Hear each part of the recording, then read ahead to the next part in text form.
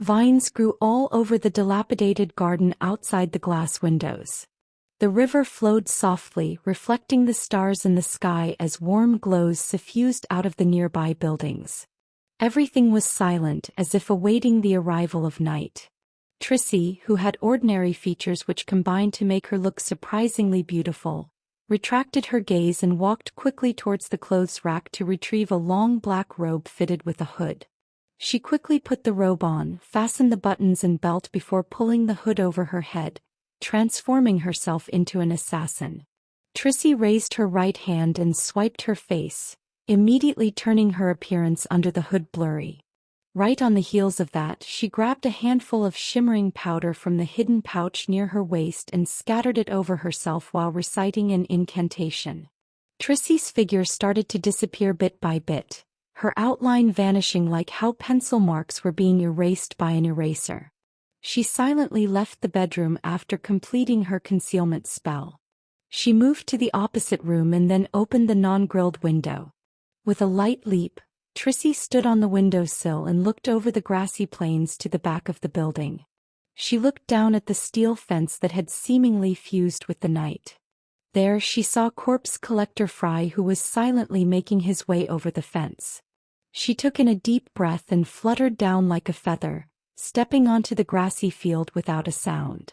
Fry, who was wearing a black windbreaker, cautiously surveyed the surroundings with his custom revolver in his hand, seeking out vengeful spirits or evil spirits that might appear.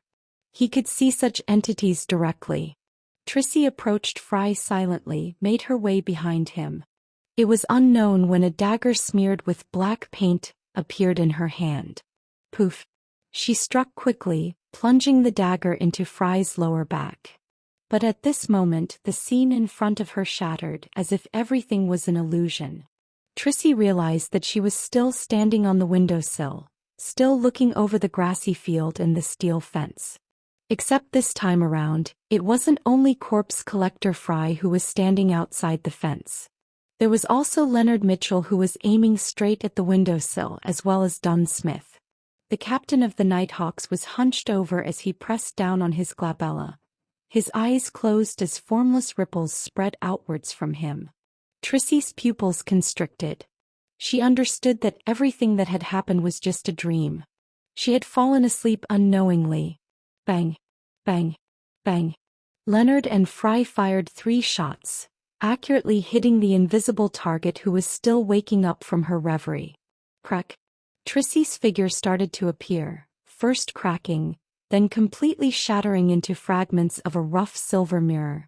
Inside the building, Trissy, who had used a substitution spell, turned around to escape. She followed the corridor and the steps, sprinting all the way to the first floor. Whoosh!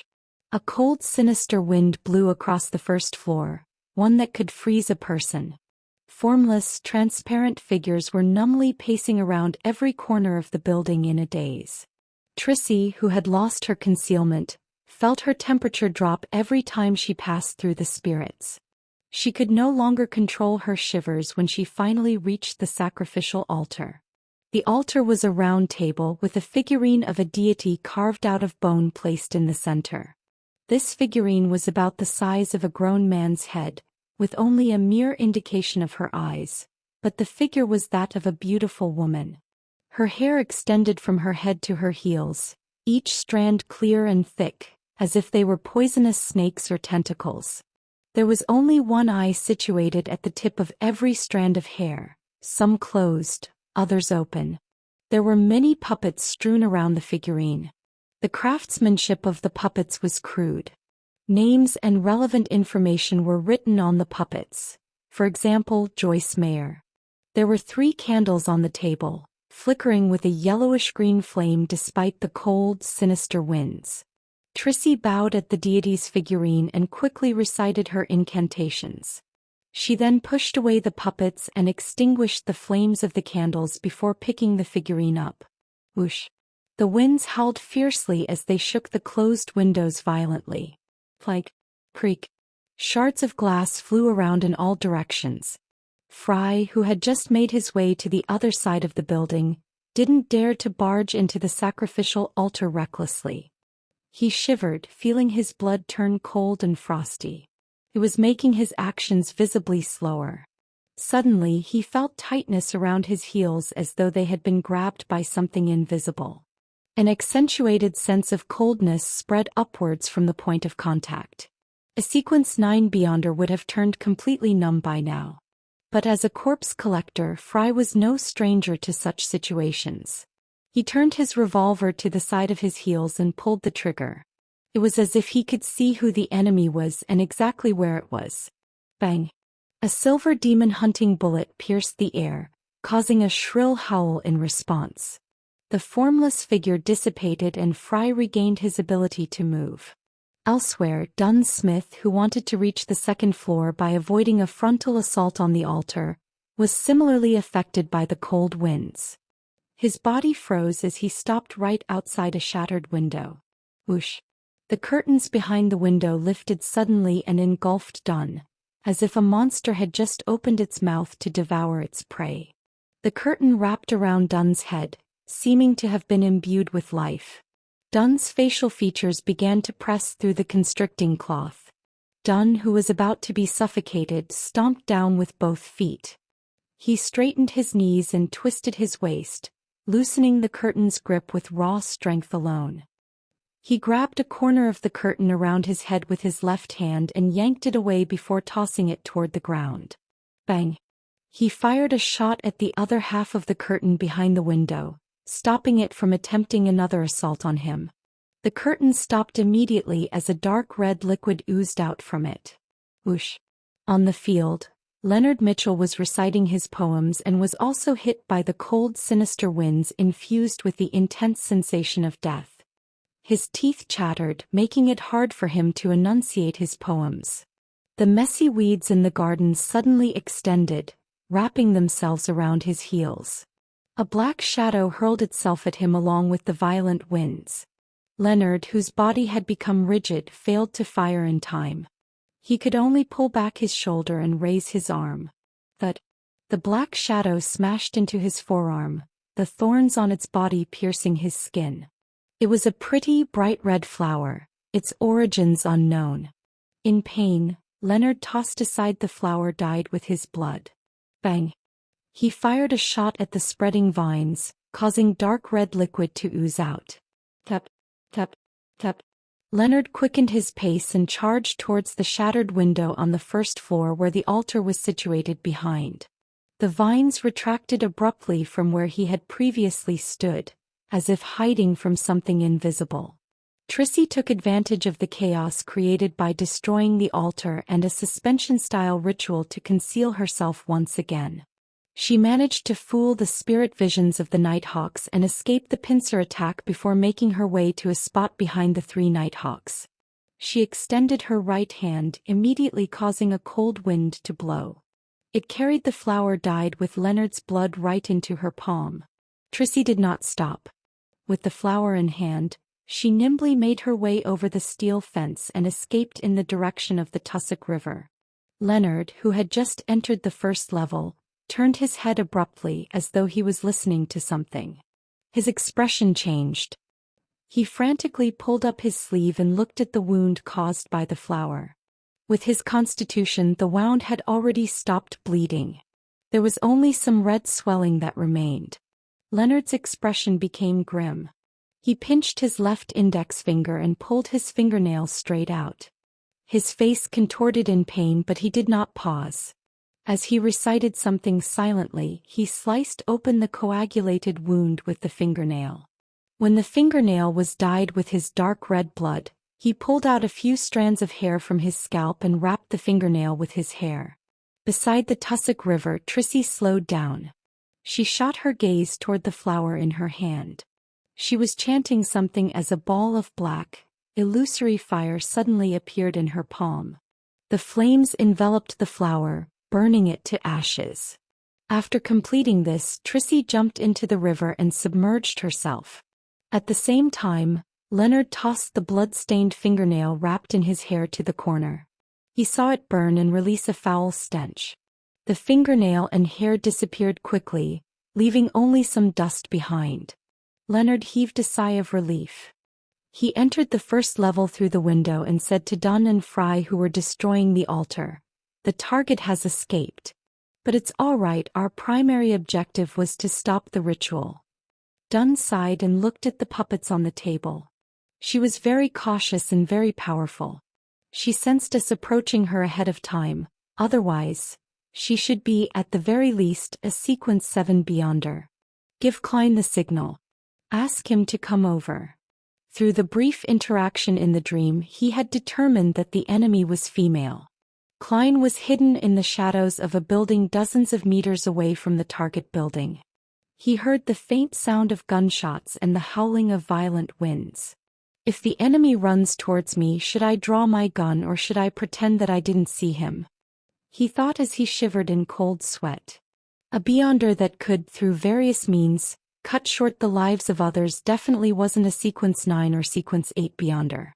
They certainly wouldn't be someone that a seer like him could fight against face to face. Even if he sacrificed himself, he might not be able to slow the target down enough for Dunn and Leonard to catch up with him. It was fortunate that the Evernight goddess, the mistress of disaster, seemed to hear her loyal guard's prayers. No one ran towards the location where Klein was hiding. After a few minutes, he heard a melodious song coming from the target building. Cocking his ears to the side so he could hear better, Klein confirmed that it was the popular local tune that Leonard Mitchell always hummed. It was filled with bass words. Phew. He let out a breath of relief. He held his gun in one hand and his cane in the other. He then walked out of the shadows towards the target building. The popular local tune was the meeting signal that he had agreed upon with Dunn and the rest. Klein took 2 steps and suddenly paused. He leaned his cane against the metal fencing and switched the revolver to his other hand. Then he took off the silver chain inside his sleeve and let the topaz pendant hang down naturally. Klein waited till the topaz stabilized and immediately closed his eyes and entered a cogitation state. He recited a divination statement. The singing earlier was an illusion. The singing earlier was an illusion. After repeating 7 times, he opened his eyes and saw the pendant spinning counterclockwise. It's not an illusion. Klein put away his pendulum, grabbed his cane and quickly got close to the arch-shaped metal gate leading to the target building. He then passed the black cane to his right hand and held it with the revolver. He extended his hands to touch the fence, intending to push it open, but he suddenly felt a piercing chill. It was as though someone had poured a bucket of ice down his neck without warning. Klein hissed and jerked his hands back, his teeth clenched. It's just like winter here. Under the dim starlight and distant street lamp, he looked through the garden behind the metal fencing. He saw the withered branches, fallen flowers, and leaves covered with white frost on the brown soil. Amazing. Klein marveled in his head. He bent his fingers and tapped his glabella to activate his spirit vision. He returned his silver-inlaid cane to his left hand and pushed it against the fence to open the closed gate. The gate squeaked and he passed through it sideways. He stepped onto the stone path that led directly to the grayish-blue building. On both sides of the path were twisted plants that seemed to resemble ghouls in the dark. The scene reminded Klein of various horror stories and paranormal films. He subconsciously slowed down his breathing and walked faster. However, after just a few more steps, someone suddenly patted his left shoulder. Thump, thump. Klein's heart skipped, then started thumping rapidly. He raised his right hand, aimed his revolver, and slowly turned around to look. In the dim light, he saw a flimsy branch that had nearly fallen off. This is what we call scaring ourselves. Klein twitched the corner of his lips, waved the cane and knocked the branch off. He continued moving forward as faint sobs sounded in his ears. Blurry, translucent shadows appeared before his eyes. These shadows had swarmed over after feeling the breaths of a living person and the warmth of flesh and blood. Klein jumped in fright and immediately ran into the door of the grayish-blue building. This is what the captain meant by getting a sense of the atmosphere? It's much scarier than the last time I helped Sir Deweyville. The resentment of that aggrieved spirit is more rigid than the shadows. She hadn't taken the initiative to attack back then. he thought as he walked towards the altar in the middle of the living room. It was a round table full of crudely made puppets. 3 unlit candles stood amidst the puppets. Dunn Smith stood right before the altar with his back to Klein. He took one puppet after another and looked at them. Corpse Collector Fry looked at the floating shadows and extended his hand in an attempt to comfort them, but all his hand did was pass through them helplessly. The shadows didn't attack him, seemingly recognizing him as one of their own. When Leonard Mitchell noticed Klein's arrival, he changed his tone, turning his voice softer but charming. Calm is the morn without a sound, calm as to suit a calmer grief. And only through the faded leaf, the chestnut pattering to the ground won in the soothing recitation of the poem, Klein seemed to see a clear lake reflecting the moonlight and a crimson moon hanging quietly high in the sky. The restless shadows calmed down and stopped chasing after the warm breath of the living nighthawks among them. Dunn put down the puppet in his hand, turned around and said to Klein, "This is a ceremony for a terrifying curse. It's fortunate that we've already destroyed it. First prepare a ritual to comfort the remaining spirits, then try to communicate with the spirits of the dead and see if you can get any clues from them." Klein, who realized that he was no longer a burden, immediately held his chest out and said, "Yes, Captain." He reached the altar in a few steps and extended his hands to sweep the puppets off of the round table. At that moment he noticed from the corner of his eyes that every puppet had a name and a corresponding message. "Captain, did you discover anyone you know?" Klein asked in passing. Then he glanced at Dunn as Dunn looked at him. Both of them fell silent. "I'm so silly. Why would I ask any questions that tests the captain's memory?" Klein nearly covered his face and sighed. "If it were any other boss, they would definitely find an opportunity to make my life difficult because of this. Luckily, the captain will forget about this. I wonder if that's an advantage or a disadvantage," he thought, half glad, half joking. After a short silence, Dunn seemed to finally be capable of differentiating reality from the dream world. He replied, "There's someone you know." "Who?" Klein stopped, his hand still extended to put a candle back to where it was supposed to be. "Joyce Mayer, the survivor of the Alfalfa tragedy," Dunn replied simply. "Joyce Mayer? Anna's fiancée." Klein suddenly thought of Salas in the workhouse. He seemed to have been instigated and misled by someone, causing him to bring forward his rage and committing arson. Klein retracted his right hand and said in a deep voice, "Instigator Triss?" He used the lives that were cut short as a sacrifice, intending to curse all survivors of the Alfalfa tragedy? Because he didn't know who uncovered his involvement and lodged a police report. If Triss took revenge directly, it would have been impossible to wipe out all the targets scattered throughout Tingen. After 2 or 3 murders, he would have been noticed by the Nighthawks, mandated punishers, and the machinery hive mind. Then he would have lost his chance to continue his murdering spree. Klein filled in the blanks of why Triss had started all this. Dunn nodded first, then he shook his head. "Not all survivors, but only survivors in Tingen. His curse ritual can only affect the people within this range. Besides, the host of the ritual is a female, not Triss." Klein creased his eyebrows and asked, "Perhaps it's an expert that the Theosophy Order sent to help Triss?" "Yes, the origins of the Theosophy Order might involve the Demonist sect. It's fairly normal for their experts to be female." Dunn smiled and said in his deep voice, "I agree with your judgment. Although we only encountered that woman and not Triss, there are guesses that we can make. Such as the woman and Triss don't stay together.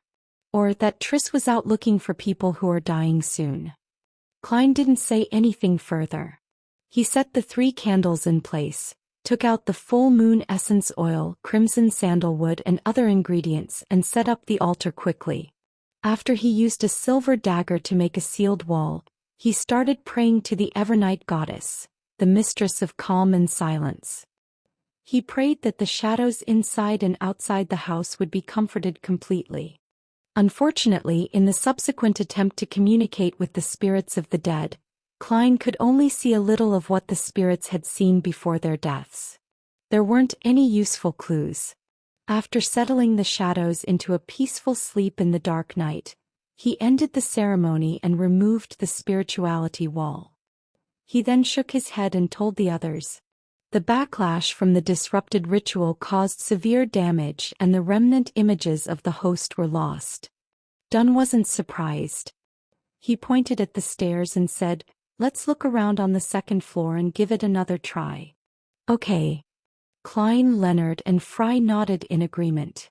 The three Nighthawks went up the stairs to the second floor and parted ways to search through each room. In the end, they met in a bedroom that was filled with a faint aroma. They saw messy dresses lying around and open boxes. Dunn took up a box from the dressing table and smelled it before asking, "Are these cosmetics?" To be exact, they are skincare products. Ever since Emperor Roselle, they were not lumped together with a broad term, Leonard explained with a smile. "Captain, as a gentleman, there are certain things you have to know." Klein didn't join their discussion but cast his gaze towards the mirror on the dressing table. There was an obvious crack on the mirror and there were shattered pieces on the rug beneath.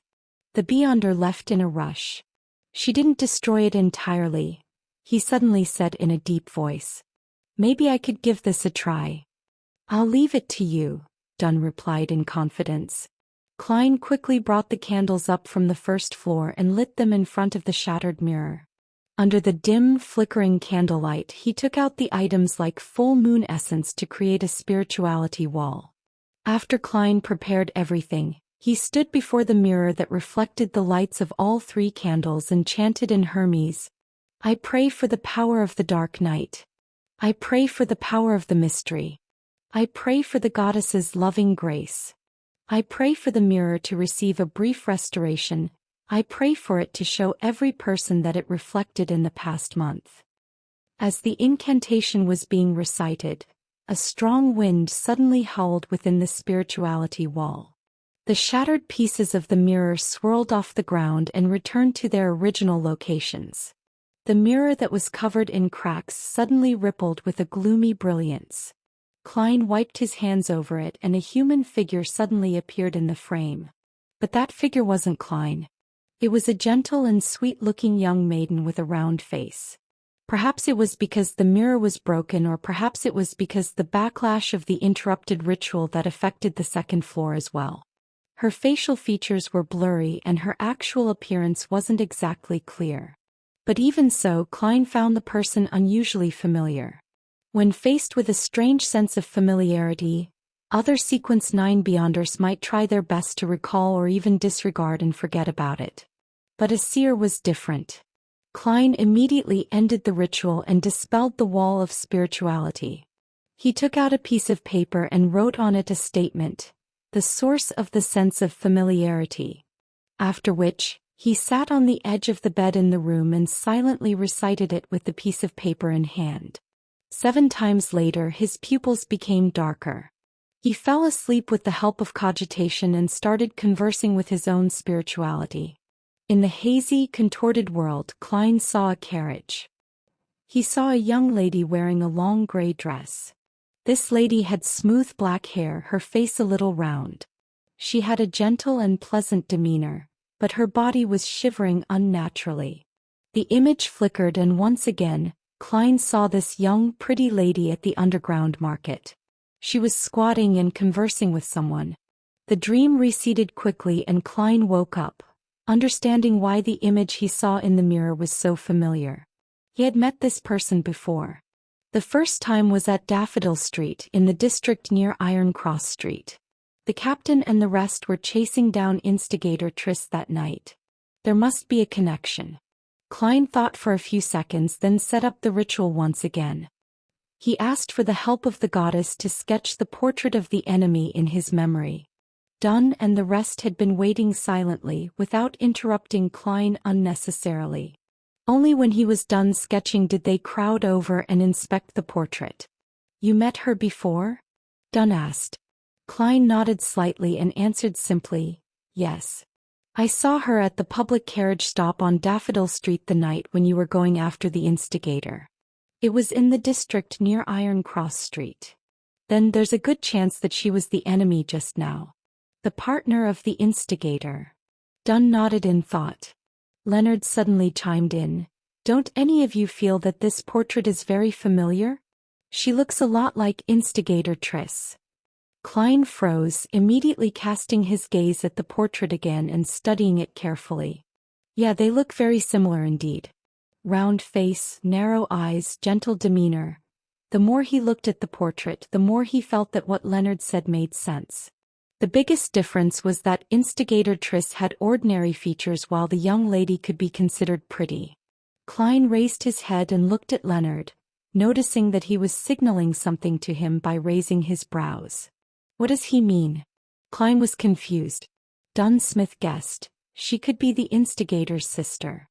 Maybe like her brother she joined the Theosophy Order or the Demonist sect. Leonard sighed after he realized how bad Klein was at reading his mind.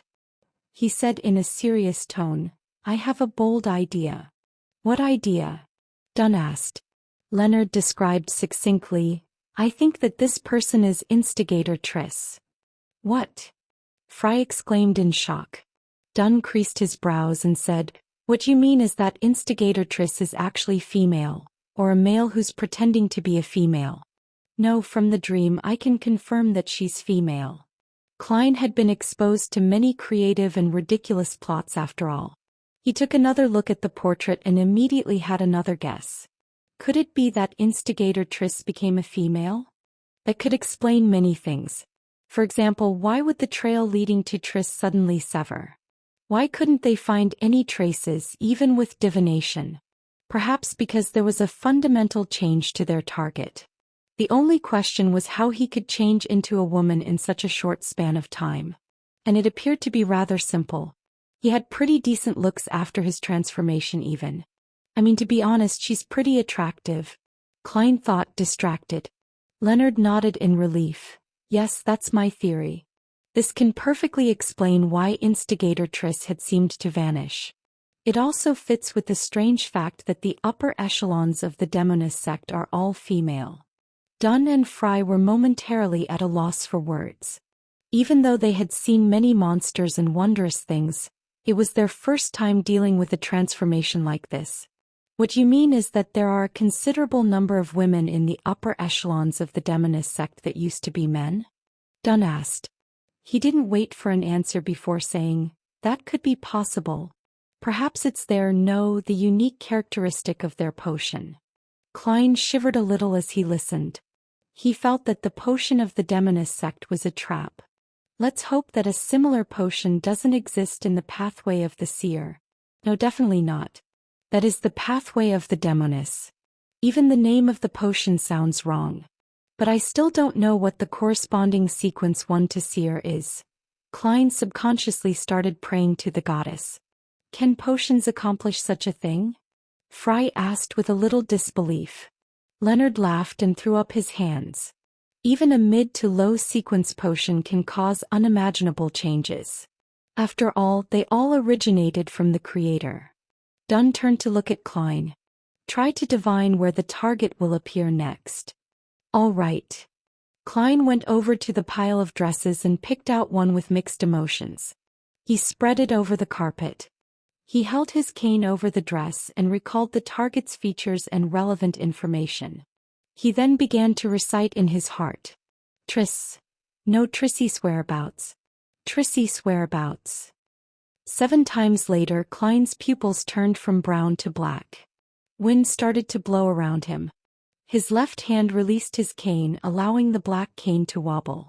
Despite the shaking, the cane failed to fall. It stood tall in its original position. There's an interference, Klein said with a deep tone. An interference implies that our assumptions are correct.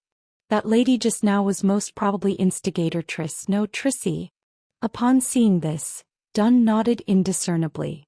They live up to the reputation of the Demonist sect, which has been active since the last epoch. Since Triss had transformed into Trissie, Dunn deduced that she wasn't part of the Theosophy Order, but the Demonist sect.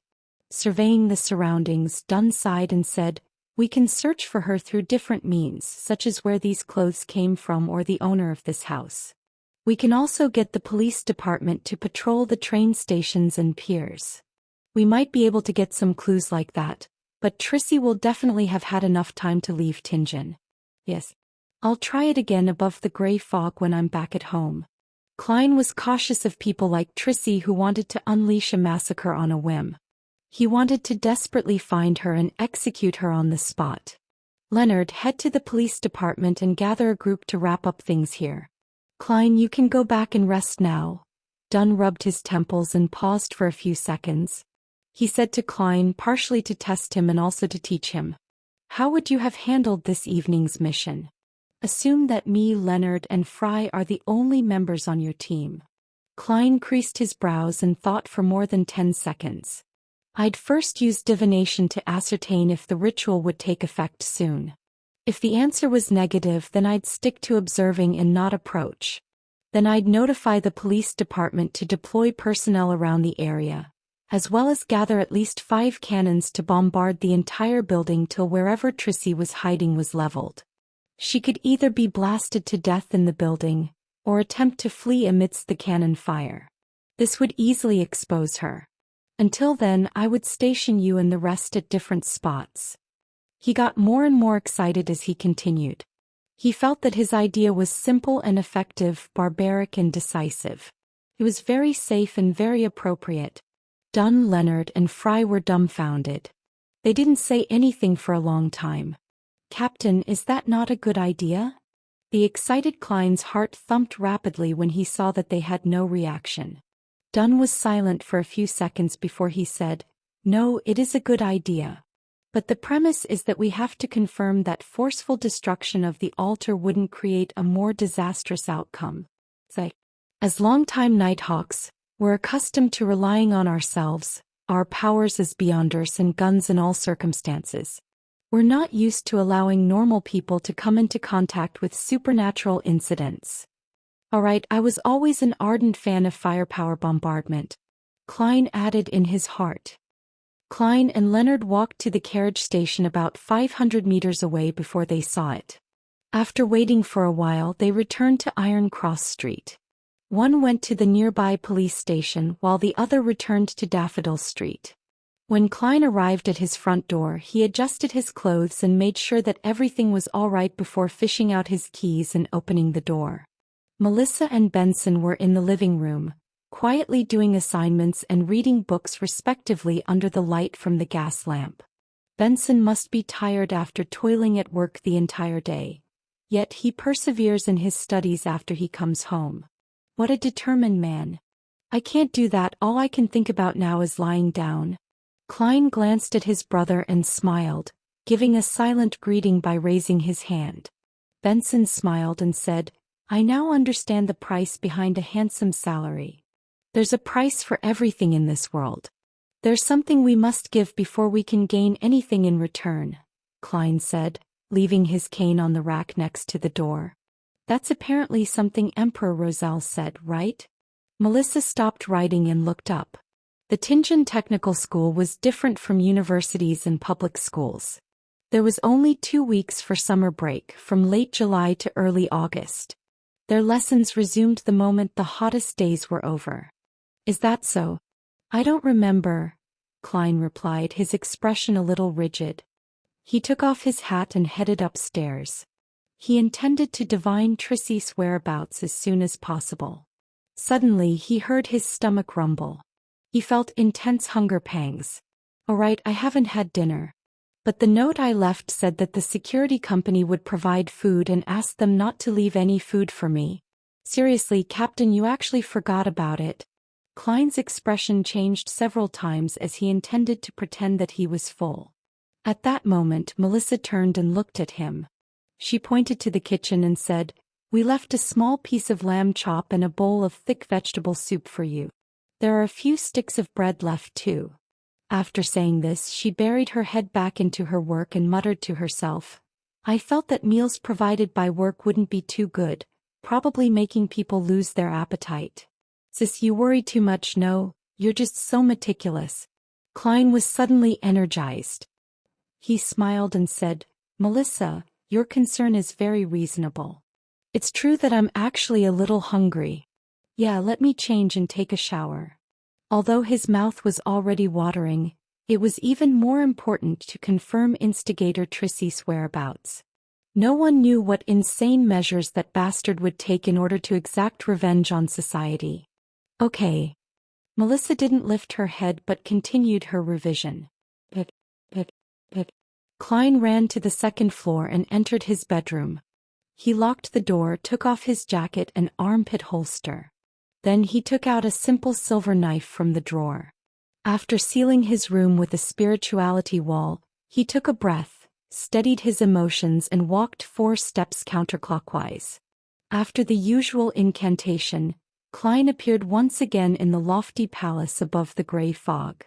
He was getting used to the mad ravings that he heard during the transportation process. Having completed a few rituals that day, he massaged his temples as he was slightly tired. He willed a piece of brown goatskin to appear on the long bronze table. Klein thought seriously, then wrote down the divination statement, Trissy's whereabouts.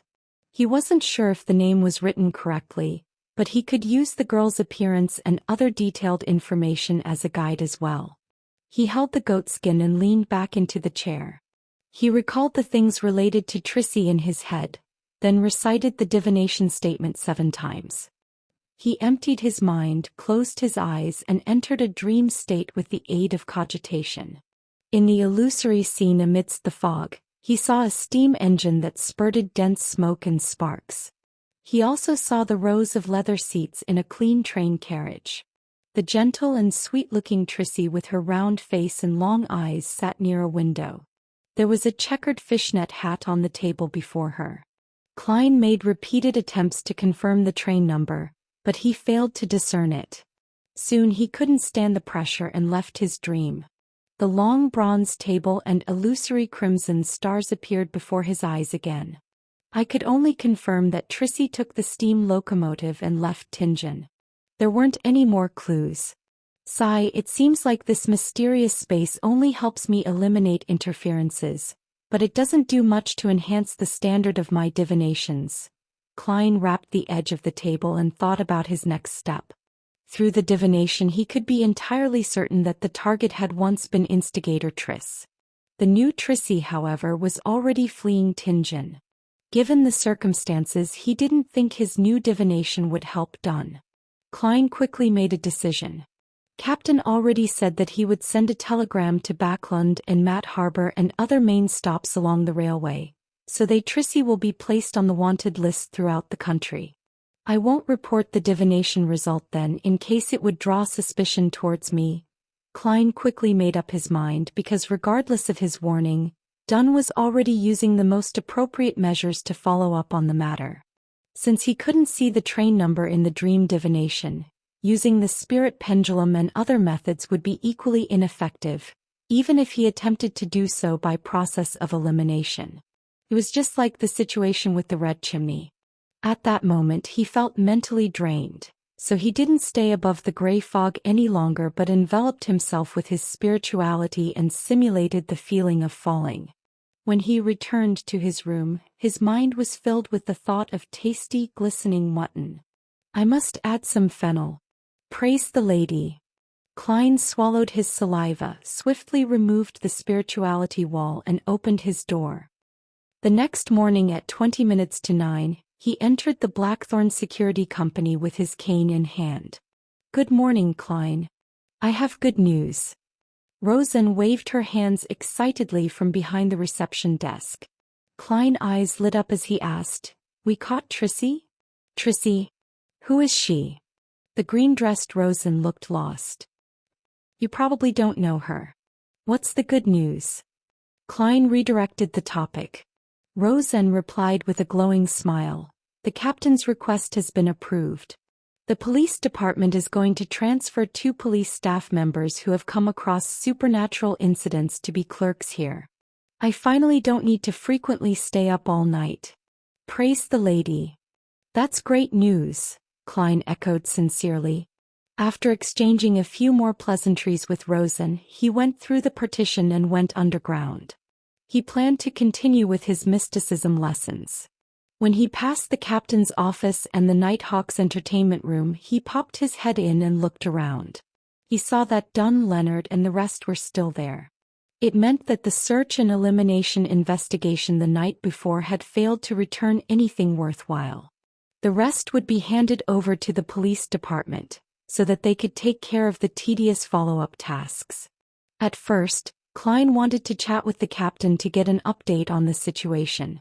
But he saw that Captain was busy typing telegrams, so he decided not to disturb him. He could ask the captain again at lunch. He went underground by following the stairs and saw the two classic gas lamps in their metal racks. He saw the ever-quiet corridor which was lit up by the light behind the glass. He breathed in the cold but refreshing breeze, took a few steps and suddenly stopped.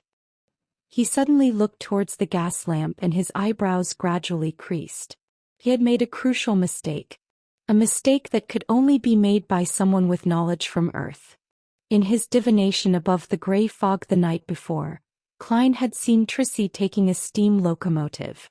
Hence he subconsciously believed that it was something happening at that moment. But this world had yet to invent electric lights or similar equipment. When the sky grew dark, there were almost no steam locomotives in operation that ferried humans. Klein, who was accustomed to trains which operated at night, had instinctively missed out on that fact. In other words, it wasn't something that happened last night. It was a scene from the future. Which meant that it was going to happen that day or the day after. Klein's heartstrings tightened and he paced back and forth. Then he went upstairs again. He knocked and opened the door to the entertainment room, and he saw that Leonard was reciting a poem by the window, looking helpless. Klein ignored Kenley, Royale, and Sikatron who were playing cards. He looked towards Leonard and said, "I have a question for you. Would it be that you want to learn tricks to entertain the ladies?" Leonard teased, putting down selected poems by Roselle. He exited the entertainment room and followed Klein halfway down the stairs that led underground. He then looked into Klein's eyes and said with a chuckle, "It seems like you did a successful divination last night." Klein didn't explain further but said straightforwardly, "I divined that Trissy will leave on a steam locomotive." After their conversation at the workhouse in the West Borough, he didn't mind appearing slightly special before Leonard. Steam locomotive, the earliest train is at 7 in the morning. Leonard took out his pocket watch from his shirt and flipped it open to take a glance. No time to waste. I'll tell the captain that I received a reliable tip. He quickly went upstairs and left the Blackthorn Security Company. After being gone for a few minutes, he returned and went into Dunsmith's office. Klein heaved a sigh of relief and watched the captain send a telegram after gathering the other Nighthawks who were playing cards. They soon left out the door. Recalling what happened earlier, he felt conflicted. It was a different lesson than the one he received from the death of the suited clown. He had committed a mistake with similar characteristics which made him seem to understand this lesson more, leaving a deeper impression on him. Turning past the armory and entering the duty room, he took off his top hat and coat, then hung them onto the clothes rack naturally. Old Neil had just finished making himself some hand-ground coffee. He happily took a sip and asked, "Would you like one?" "All right." Klein sat down as carefree as if he had returned home. Old Neil glanced at him and frowned, quipping, "Still 3 cubes of sugar with a spoon of milk? You're such a sweet tooth. This is harmful to your teeth and your body." No, I only like it sweet when I'm drinking coffee. When I have grilled steak or roasted meat, I prefer rose salt, black pepper, fennel, and other condiments." Klein always believed that he was a fan of all flavors. Old Neil finished the coffee quickly. He pushed it over and said, "Do you want to take a break or start straight away?" "Let me settle down for a few minutes. The captain and the team got a tip about Trissy's whereabouts, and they are on the way to the steam locomotive station. I wonder what the outcome will be." Klein sighed. Old Neil clicked his tongue and said, "Is the tip detailed enough? Are they sure which train it is?" "No, it's not confirmed," Klein said, pursing his lips. Old Neil suddenly laughed. Under such circumstances, the possibility of failure is much higher than success. Trissy should be a Sequence 7 Beyonder, and a Beyonder at that level won't be captured so easily. Haha, don't rely on divination. Divination isn't all-powerful. You'll only obtain symbolic signs which are very easy to interpret them wrongly or ignore something. Klein recalled the mistake that he made this time and felt melancholic. He nodded sincerely. Yeah, divination isn't all-powerful. After he said that, he sighed. His mind, body, and soul suddenly entered a magical state. He leaned backwards slightly, intending to let out a breath. Just then he suddenly heard an illusory shattering noise in his ear. He felt something dissolving inside him, blending together with his spirit. Klein half closed his eyes and experienced the unique and indescribable feeling in silence. Klein didn't need anyone to tell him that it was a result of the complete digestion of the seer potion. The first town that the Tussock River passed by after it flowed through Tingen City was called Wienia. It was also the first stop from Tingen to Backlund for the steam locomotive. On the platform, Trissy changed into a long beige dress and put on a woman's circular hat. Fine fishnet gauze hung down from the edge of her hat, covering half her face. Her appearance became blurry and indiscernible. She had already sent a telegram to her partner in Tingen, to remind the other person to be careful. She told them that she had used money she burgled to buy a steam locomotive ticket to Backlund. The reason Trissy didn't get on the train from Tingen but went downstream to Wienia was because she still had her instinct and rich experience as an assassin. Ooh. A train let out a long and sharp whistle as the long metal behemoth chugged to a stop next to the platform while spurting smoke and sparks. Trissy didn't carry any luggage and entered the first cabin. At the same time, she decided to get off the train after 3 stations and enter Backlund through other methods.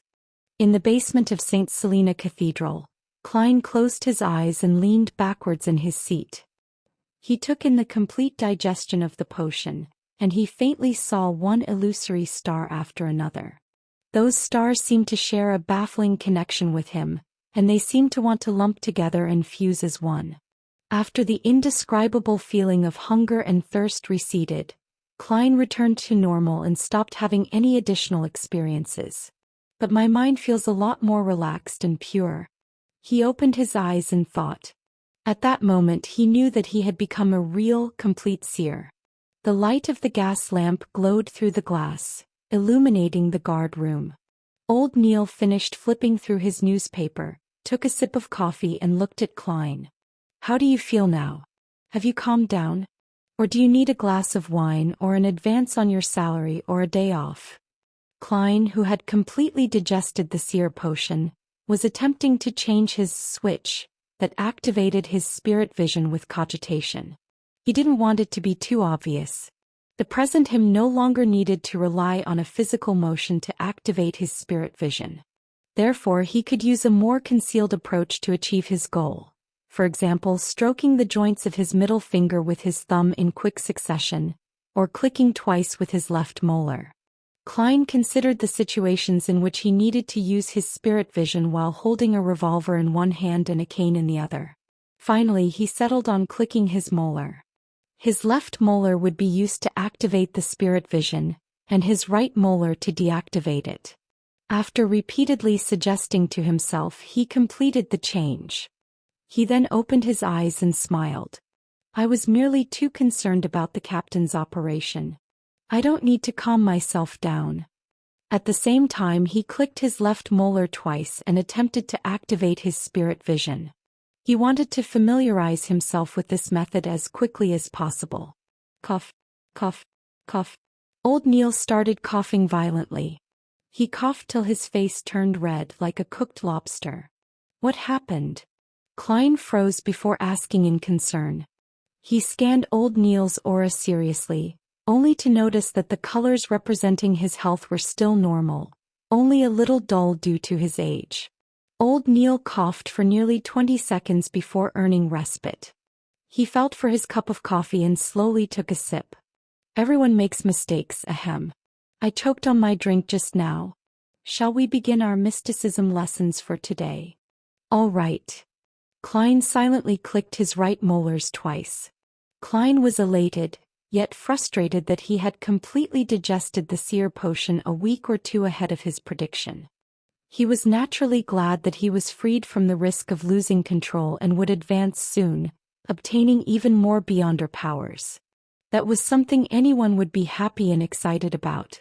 But he was also frustrated as it disrupted his plans and schedules.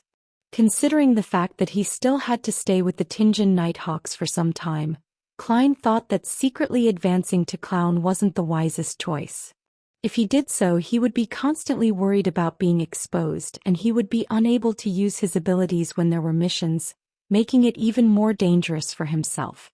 He planned to learn from Spirit Medium daily and submit an application to the higher-ups.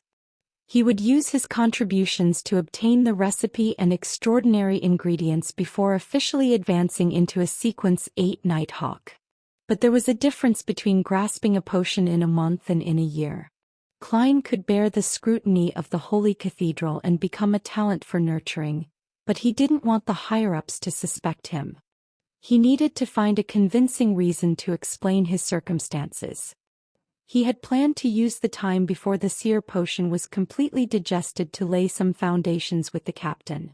For example, he would mention that he felt his spirituality become more active whenever he went to the divination club, or pretend to casually describe the laws of a seer that he had derived from helping other people divine their fortunes. He could also mention that he didn't hear any voices that he shouldn't be hearing, or see things that are not for his eyes. This way, the higher-ups of the Nighthawks would think that he had unintentionally learned something from Daly when completing his mission, and had done a more thorough job than her.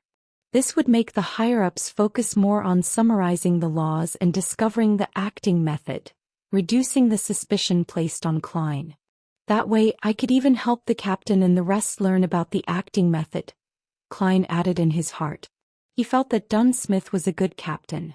He had no glaring flaws other than his poor memory. Thus, he wanted to reduce the risk of Dunn losing control and make him more powerful.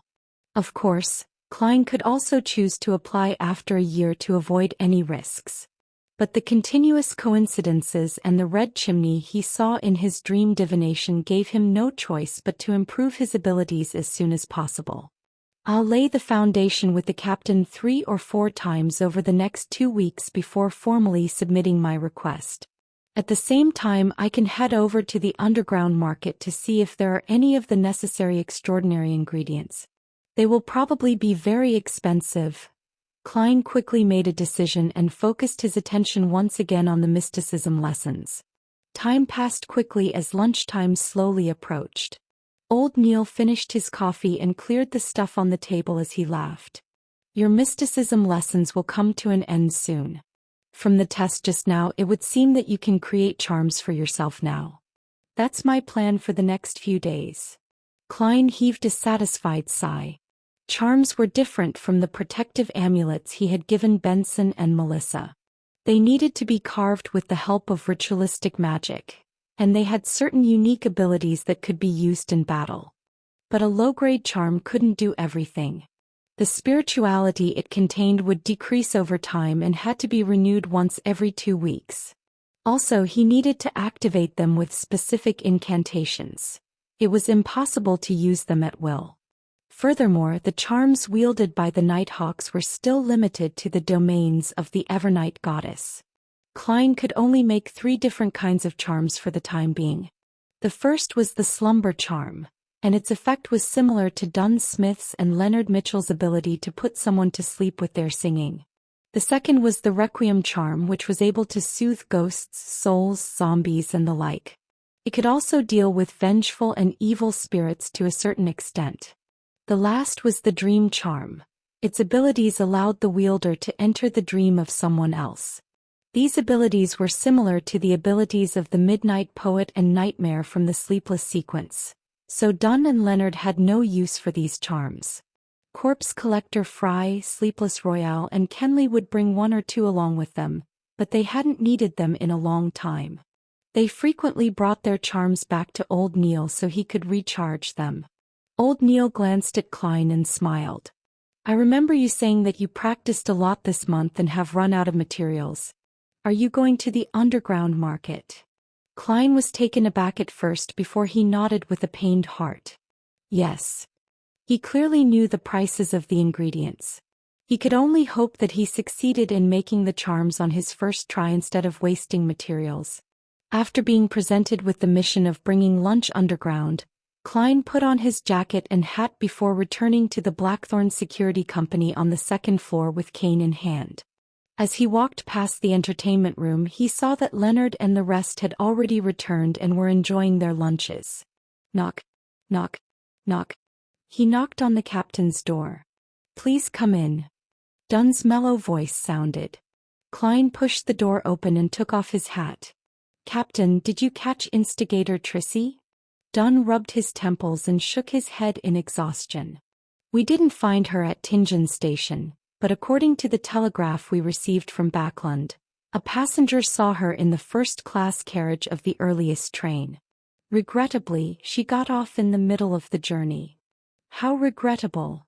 Klein sighed even though he had expected this. Divination isn't all-powerful. Dunn's gray eyes swept past him. There's no need to be depressed. It isn't easy to capture a Sequence 7 Beyonder. At the very least, we disrupted Trissy's evil ritual and saved at least 40 innocent lives. Furthermore, we understand her situation now. She can no longer commit crimes as she wishes. If she tries to do something similar, she'll be noticed, discovered, and reported at any time. Sooner or later, she'll be captured by the Nighthawks, mandated punishers, or the machinery hive mind. It's even possible that she'll be killed. Let's hope that is the case. May the goddess bless us. Klein drew the crimson moon on his chest. Following that, he paused and pondered over his words. Captain, I haven't heard unwanted voices or seen unwanted visions for over a week now. Also, that's true even when I am in cogitation or using my spirit vision. Really? Dunn creased his brows, puzzled. Klein immediately elaborated. I feel that I'm not far off from achieving full control over the seer potion. This could be due to my frequent visits to the divination club and helping others tell their fortune. Why do you think so? Dunn immediately changed his seating posture, his expression lost. Klein added a stammer into his sentence.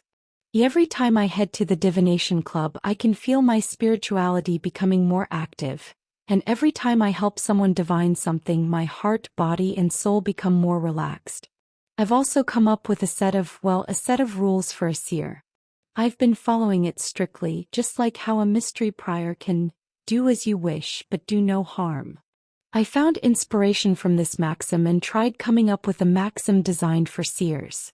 I think that this might be an effective way to help Beyonders gain control over their potions faster and reduce the risk of losing control. Just like Madame Daly, who has always been a spirit medium. It was unknown when Dunn had taken out his pipe.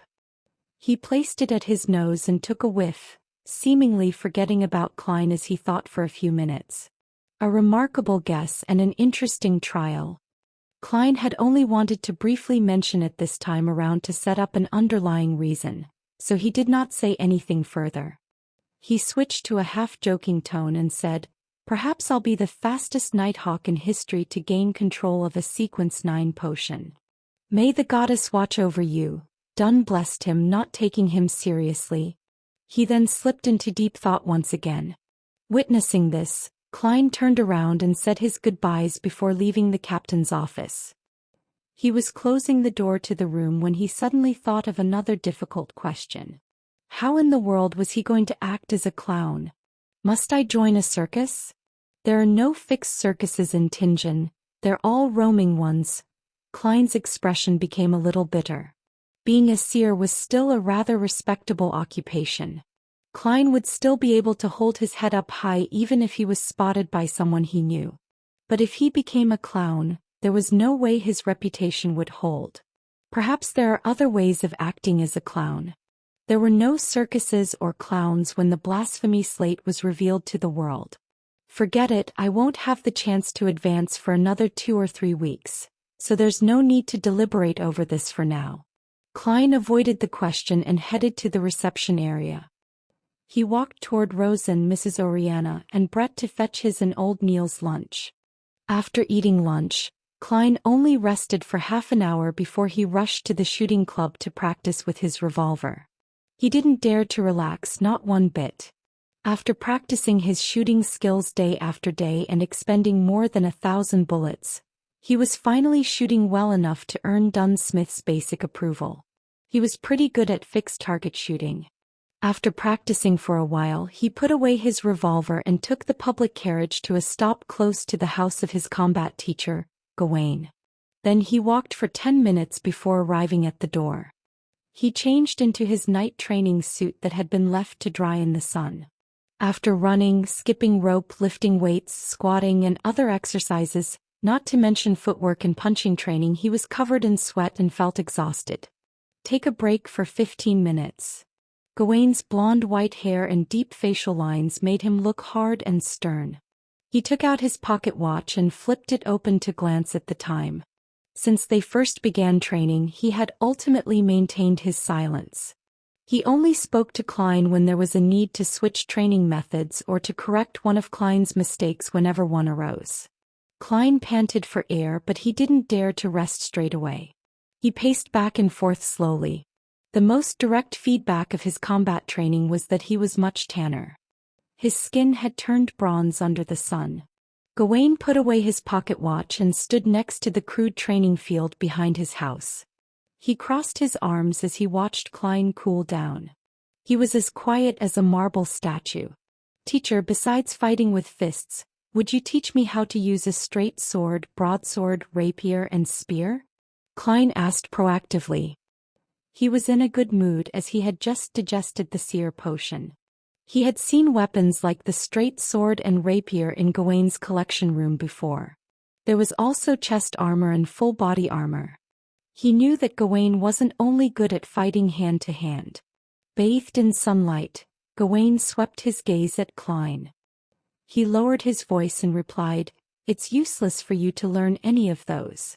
Those weapons have all fallen behind the times, and their only place is in museums or the private collections of collectors." He fell silent for a few seconds before adding with a voice that had experienced the vicissitudes of life, "They have been eliminated. You should focus on guns. Even combat is merely supplementary." Klein looked at his listless teacher and chuckled as he spoke. "I don't think so. Every minister, every member of parliament, every general, every one of them thinks so," Gawain said, clenching his teeth. Klein stopped and acted like he was a true keyboard warrior. He responded with ease and fluency, "No, they have merely retreated from the front lines of a battlefield. They still have their uses elsewhere. Why does combat have to be used against firearms? They could be used together. I believe a person who is more flexible, swifter in action and quicker in response could use guns in a more effective manner." When he saw Gawain's eyes suddenly sharpen, Klein turned smug and continued, "The other weapons aren't eliminated either. They only need some enhancement to be more portable. We could form a squad with high maneuverability. A group that's designed to circle the front lines and launch an attack from behind the enemy and fight right to their core. In such a small-scale surprise attack, a warrior who has outstanding hand-to-hand abilities and familiarity with various kinds of weapons could play an important role. You can imagine such a scene." Klein gave full play to his ability of knowing a bit of everything. He mixed and matched all the combat tactics the special forces on Earth had and described them to his teacher. He wasn't sure when Gawain's breathing became heavier. He stood there without moving an inch, seemingly unwilling to break the scenes he imagined. Klein stole a glance at the man's reaction. He felt smug in his head as he cleared his throat and said in a restrained manner, "Teacher, what do you think about my plan? Is there any possibility of realizing it?" Gawain's body quivered as though he'd just awoken from a dream. He looked deeply into Klein's eyes and said, "Your break is doing you well. Repeat the whole set of exercises 10 times. Klein looked lost. Very soon he started running and snapped back to reality. He roared in his heart, 10 sets? I don't want to celebrate my complete digestion of the seer potion like this. Hey, didn't you gain any inspiration at all? Looking at Klein running towards the other side of the training field, Gawain suddenly uncrossed his arms and covered his face with one hand. He closed his eyes tightly and the wrinkles on his face were deep and obvious. After nearly puking from exhaustion, Klein took a shower, changed clothes and bade a still silent Gawain farewell. He took the public carriage and left. He didn't return home directly but headed to Evil Dragon Bar near the harbor. He planned to inquire about the price of Beyonder ingredients and buy items for making charms. On the way, Klein kept his mind on his tiny stash that he was carrying with him. He forced himself to stay alert and reached his destination with great difficulty. I need to save £4 for the remaining balance that I owed to the detective company. I can only use £3.05 solely tonight. He touched the paper notes in his pocket before grabbing his cane and alighting the carriage. At that moment, the sun had already begun slipping below the horizon. All the houses were gradually tainted with a twilight luster. The boxing matches and rat baiting with dogs were already warming up in Evil Dragon Bar. After passing through the billiard room and numerous rooms, Klein finally entered the underground market. He looked to the left and right, but he didn't see Monster Adamasol, who was always active around there. Didn't old Neil say that Adamasol only managed to survive because the boss of Evil Dragon Bar feeds him? Klein asked himself curiously. As a nighthawk he remained vigilant to matters like that. He approached the brawny man guarding the door and asked, "Where's Adamasol?" The brawny man replied without a smile, "I have no idea where he's sleeping. He's been like that lately. He lies down and shivers and chants, 'Dead, dead, all corpses, everyone has to die.'" What scenes did he see this time? What triggered him? Klein creased his eyebrows slightly and asked for more details. He wanted to know where Adamasol was sleeping, but the guard didn't know either. "When I'm done, I'll look for him via divination to see what he's been through." After taking note of this, Klein walked towards one of the two rooms at the end of the trading market. According to old Neil, the room on the left was for loans and repayment, while the room on the right was for the buying and selling of precious items, including Beyonder ingredients. When he opened the door to enter the room on the right, Klein realized that there was a partition that separated it into two spaces, the inside and the outside. There were another 3 customers waiting on the outside. He lowered his silk top hat and queued behind the 3 customers. He leaned his body forward and supported himself with the cane as he waited in silence. Soon, the door of the partition opened and a customer in a bluish-gray harbor worker uniform came out. He kept his head low and left in a hurry. Klein lightly clicked his left molar twice and looked at the man with spirit vision. He then looked at the other 3 customers. There was nothing wrong with them other than the usual minor illnesses that people had. After another 10+ minutes, it was finally his turn. He opened the door and entered the room that was lit with a kerosene lamp. He locked the door and took the seat that belonged to the customer. He looked towards the old man wearing a black felt hat opposite him. "I'd like to know what Beyonder ingredients you have, and at what prices they are being sold." The cheek muscles of the elder were droopy and the wrinkles at the corner of his eyes were deep, but his body was well built. He didn't find Klein's request weird because many customers weren't willing to let another person know what they wanted to buy before they confirmed that the seller had it available.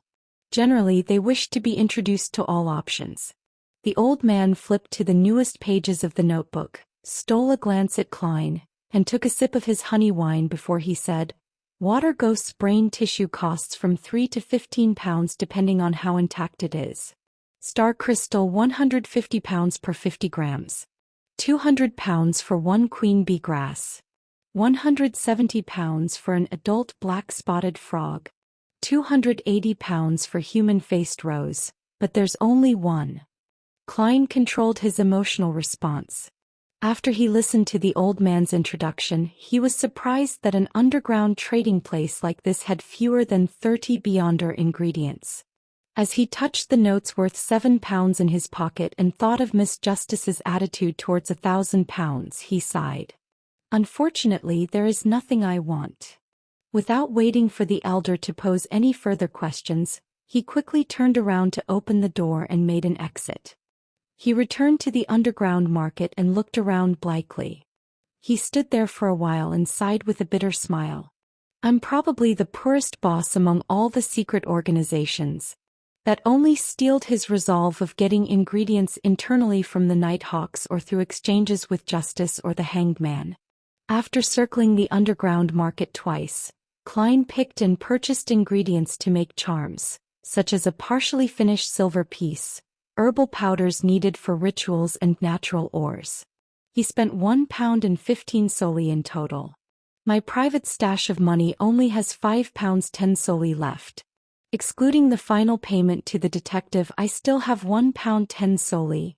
After Klein silently did the math regarding his financial situation, he felt helpless. Of course, he knew very well that he had only been working for just over a month.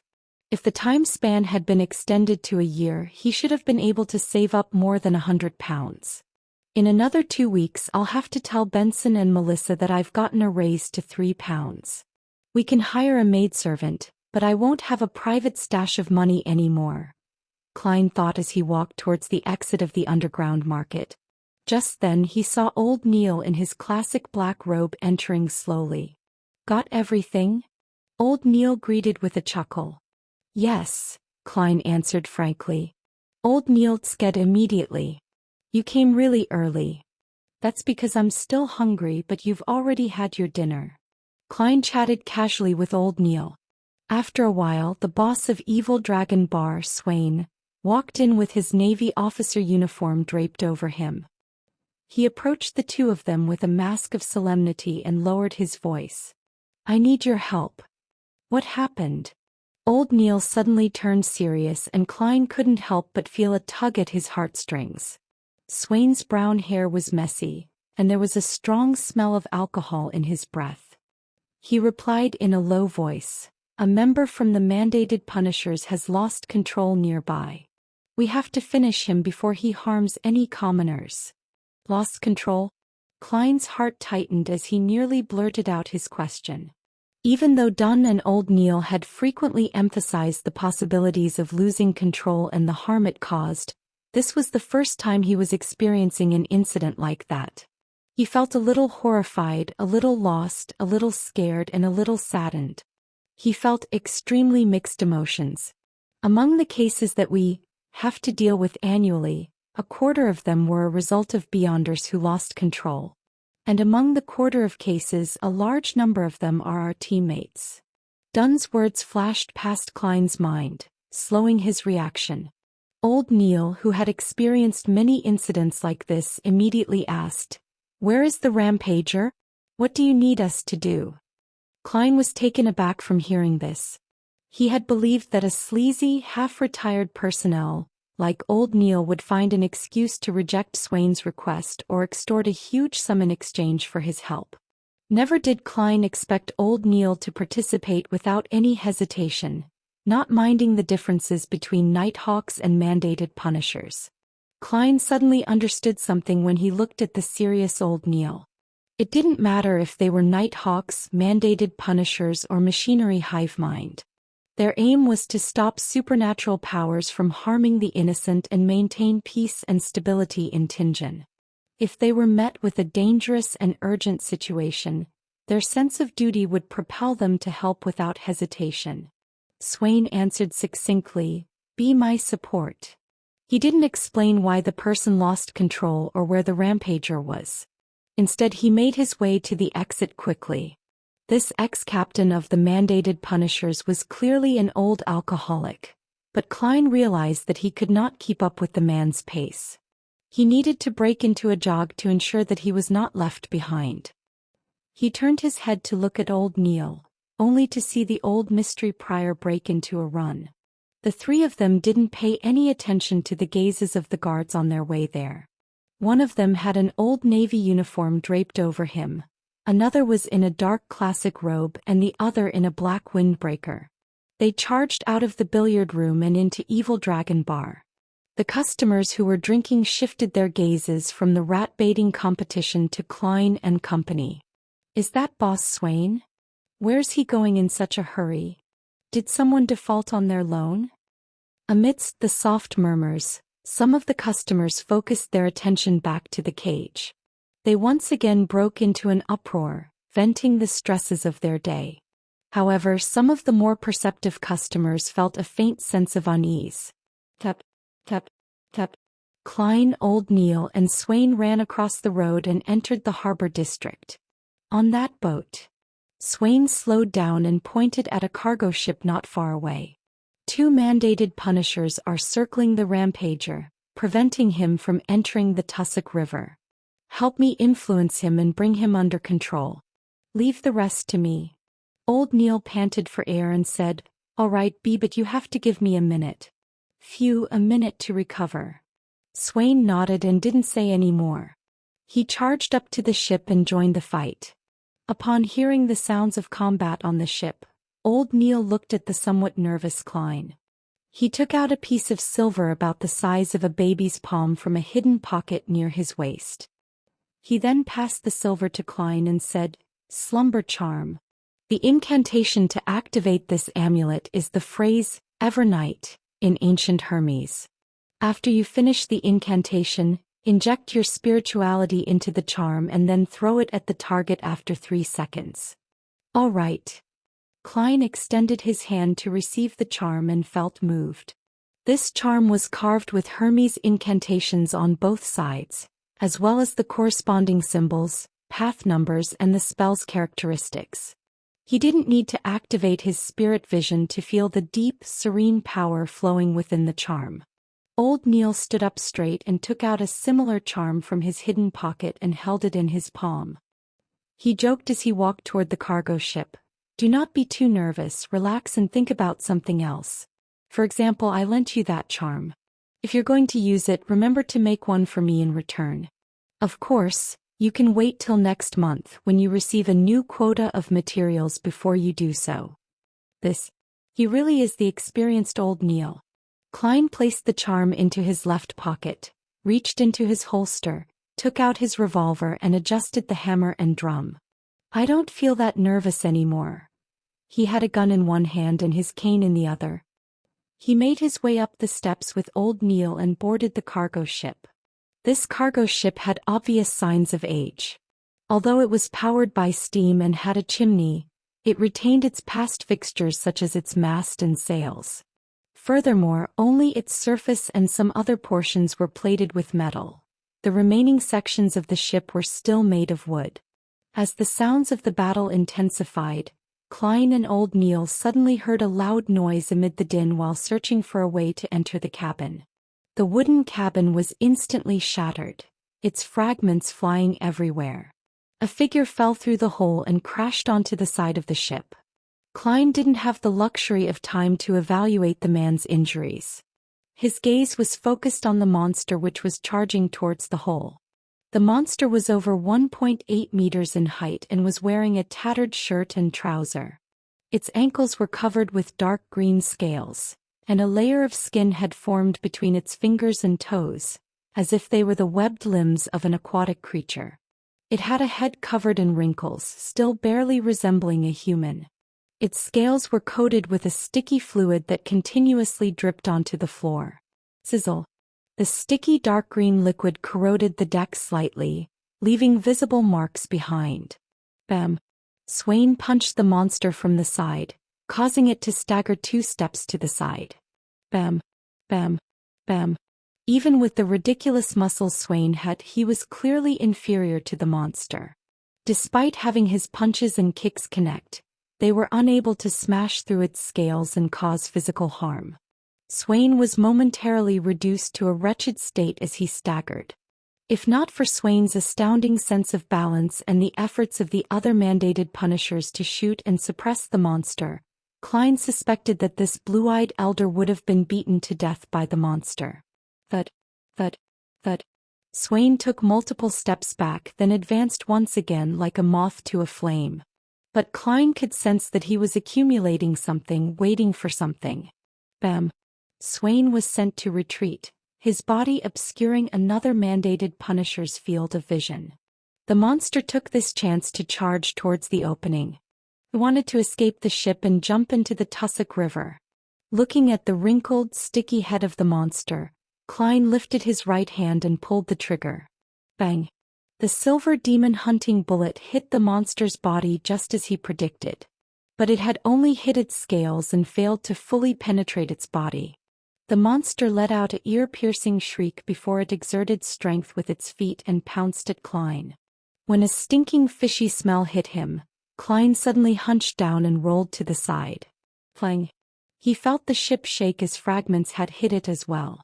At the same time he heard an old but deep voice recite an incantation in ancient Hermes, Evernight. Klein rolled over 2 more times. He couldn't care about his cane as he lifted his head and revolver in a fluster. All he saw was old Neil tossing out his charm calmly, despite being incredibly close to the monster. The piece of silver was instantly swallowed by a dark red flame and released the faint sound of an explosion. A deep, serene power spread forth. The monster, who had almost destroyed the side of the shop, rocked. Its movements became sluggish. Swain charged out from the cabin. He approached the creature and pulled back his arm, hitting the monster like a jackhammer. His punches connected with the head of the monster. But he could barely inflict a wound, let alone cause any fatal damage. But Klein could sense that whatever the blue-eyed elder was accumulating had finally reached its peak. Boom! The monster seemed to recover. It flailed its arm and made Swain take 5 steps back in retreat. Each of his steps caused cracks to form on the deck. Seeing that the monster was about to turn around and jump off the cargo ship, Klein took out the slumber charm from his pocket in a hurry. After which he expertly recited the phrase in ancient Hermes, Evernight. Suddenly, Klein felt the silver charm in his hand turn ice cold, as if it was made from snow. He didn't think too much about it. He injected his spirituality into the charm, then pulled his arm back before throwing it forward, sending the charm flying towards the monster. Meanwhile, the fish and human monster had jumped into the air. The dark red flames illuminated the surrounding darkness, and the faint explosion was like a prelude to a slumber as it quickly radiated outwards. Bam! The monster fell onto the dock, squirming into a ball. It was temporarily in a half-asleep state. Klein was just about to rush to the side of the boat and shoot at the monster's head when he suddenly saw Swain charge out and jump over, his navy uniform already long gone. He changed his posture in the air, his muscles tightening. Using his spiritual perception, Klein could feel something that had been suppressed erupt. Swain descended from the sky and slammed into the body of the monster. He then straightened his back and landed a heavy fist on the head of the monster. Crack! The monster's skull shattered into pieces. Dark red blood and grayish brain matter laced with the green sticky liquid splattered all over the ground. This is one of the abilities of a folk of rage? Klein muttered to himself as he stood near the broken side of the ship. Old Neil held his left arm and leaned over to look at what had happened below. At that moment Swain was standing straight. He stared at the monster under his feet that had just lost its life. He took out a metal flask and opened the lid. He drank a good half of the liquor before tilting the flask, pouring the remaining liquor onto the monster. After finishing this, Swain looked like he had aged considerably, his back hunching a little. Old Neil sighed as he looked at the scene below.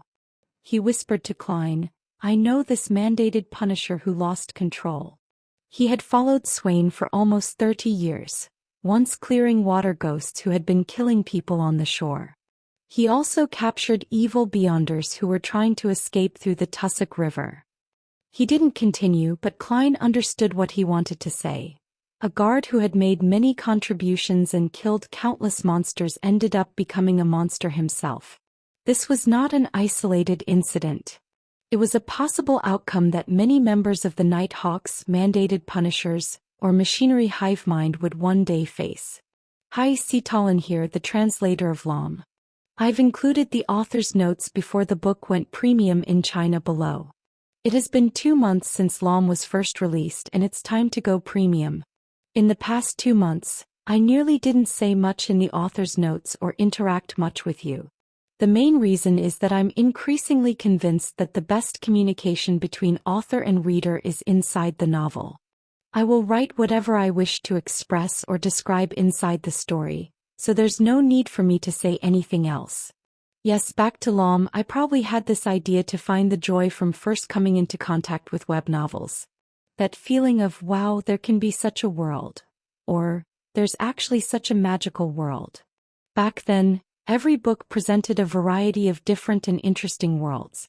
It always exposed me to more, making me unable to extricate myself from those worlds as they expand my imagination. Of course, it has to do with me having little exposure to similar novels. Therefore, when I felt that I had made sufficient preparations in creating the framework of a relatively new world and an interesting and amazing system, I began this book with uneasiness and courage. With acting the 22 pathways as core with 220 potions and 220 jobs, this is a part that I hope the most that can interest everyone.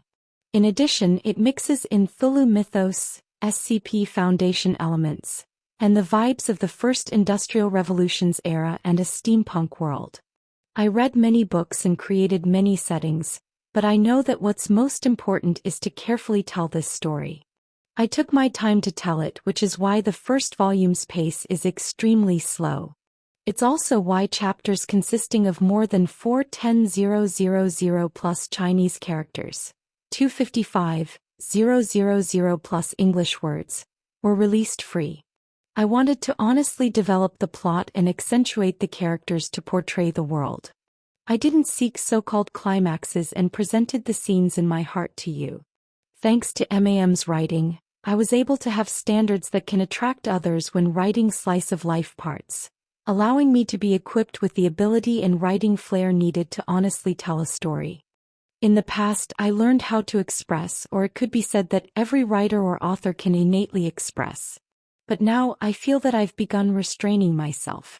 Many a time I would not describe it but use actions, speech and expressions to present the emotions without any inner monologue. I might not even use actions, speech and expression, just describing it coldly like the chapter with the female lead workers. It's also my wish to maintain standards at critical points in LOM. This book's various frameworks are probably the most complete one among all my books. Look forward to how I handle everything. This is my thoughts and attempts for this book. I hope everyone will like it. I wish you can support me by paying for premium chapters. After all, I still need to make a livelihood. I still need to meet the demands of my wife. I've always been a normal person and I've never had any doubts to that. At the same time, I'm also a person who's very lazy and have many personality problems. I once thought of organizing my own fan club like other authors, but it's really frustrating and tiring. Then there was no more thence. I once thought of having a Weibo one to amass some popularity, but it's really frustrating and tiring. Then there was no more thence. I've already lost track of the last time I updated on Weibo. I made a public WeChat account and attempted writing some things, but it's really frustrating and tiring. Then there are updates only once in a while. I attempted to hire others to help me run the social media account, but I always find it awkward and embarrassing seeing the content posted by others. So I stopped it. Phew, I wish to be a mediator for myself. Admit it, you are a lazy person. You are a person who is flawed when it comes to social interactions. You are a thin-skinned person who wants face at the cost of your life. You are a person who doesn't like getting disturbed by various miscellaneous matters. You are just like it is to wash a pig is to waste both water and soap. Perhaps what I can do well and am willing to do well is to write novels, the depiction of the story in my heart. That is how I reconcile with myself, not to live on awkwardly or force myself to become popular. For the public account, I'll post something when I think of it. If there's nothing, forget it. Well, reconciliation is just an artistic way of saying convincing. The accurate description should be to live in self-abandonment. Rubs hands nefariously. After this communication we will have premium chapters for the next update. I'll make my plea here for you to support premium and vote with your power stones. There will be a mass release. Really, I have a stockpile. Well, there will at least be 5, maybe 6. Klein looked at Swain standing before the monster's corpse before looking sideways towards the mandated Punisher who was helping his semi-conscious partner up by the arm. Klein suddenly felt an indescribable sadness. It was almost impossible for members of the Nighthawks, mandated Punishers, and the machinery hive mind to be known as heroes. The things they did were never made known to the public but only hidden in confidential dockets. But the danger and pain they endured were ever so real. Perhaps there would be a day when my enemy will be one of my teammates. Klein sighed silently. He felt the heavy weight that all Nighthawks, mandated Punishers and machinery hive mind carried. At that moment old Neil let out a sigh. Let's go. Let's not disturb them. Okay. Klein picked up his cane. Just as he widened his stride, he suddenly noticed that old Neil was still holding his left hand. He asked, concerned, "Are you hurt?" Old Neil chuckled briefly before saying, "I got stabbed by one of the shrapnel earlier. If I was still young, I definitely would have been able to dodge it. Luckily, it's just a small cut." He moved his right hand slightly to let Klein see the tiny wound that was still lightly bleeding on the back of his left hand. After he confirmed that it wasn't a big issue, Klein walked off along the gangway as he sighed.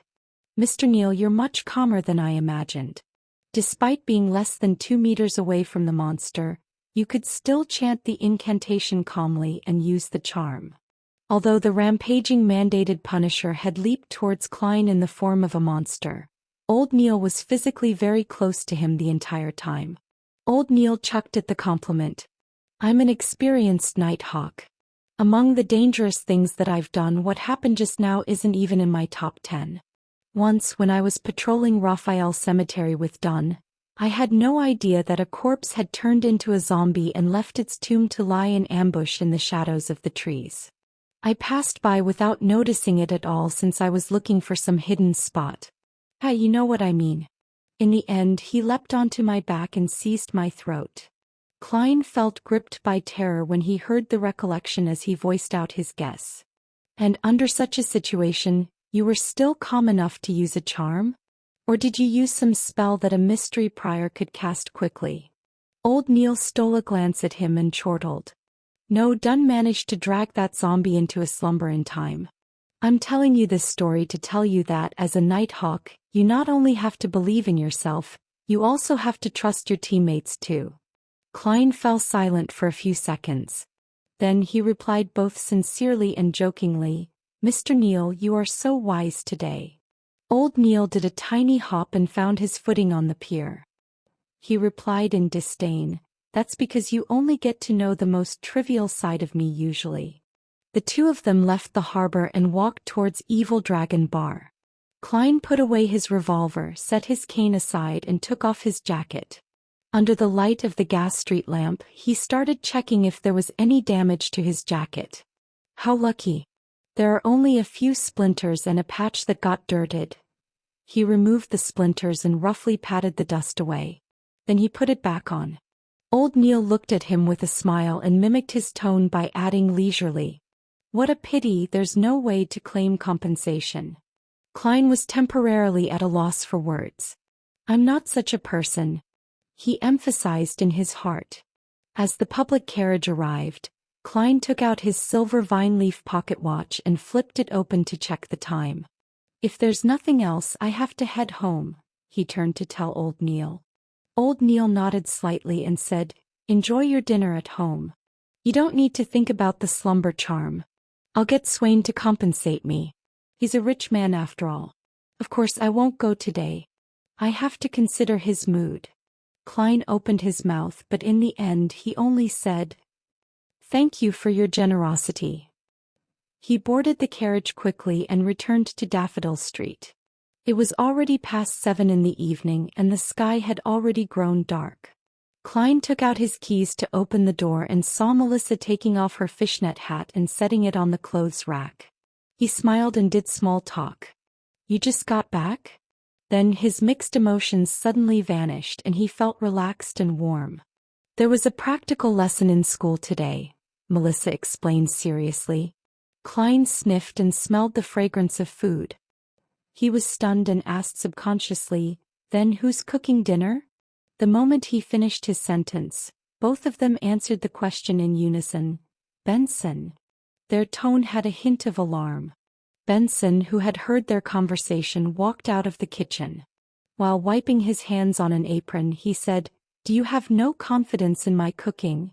I remember that before Melissa learned how to cook, you two would wait for me to come home and watch me cook with anticipation. Actually, cooking is so easy. You want potato beef stew? Put in the beef first, then the potatoes, then add some seasoning." Klein and Melissa exchanged glances and remained silent. Putting aside his cane and took off his hat, Klein turned around and smiled. "I think it's time to hire a maidservant. It's very unhealthy to not eat dinner on time. But I don't want to have a stranger next to us when we chat. That'll make me feel uncomfortable," Melissa said, subconsciously finding an excuse to object. Klein spoke with a smile as he took off his jacket. "I don't mind." Just then his expression froze and he stopped what he was doing. "I almost took off my jacket. I still have a revolver at my armpit." Ahem. He cleared his throat and pretended nothing happened. "Don't mind her. When we get home we can let the maidservant rest in her room." "I doubt any maidservant would dislike resting." We must find a maidservant who's willing to learn how to cook." He didn't want to endure the torture of a cuisine that left him guessing in the future. Benson stood at the kitchen and nodded in agreement. "When we have time, we can go over to Tingen Family Servant Assistants Association. They have a great deal of experience and many resources in this field." "All right, it's decided then." Klein ignored Melissa's unwilling look. Backlund, Empress Borough, Viscount Glaint's residence.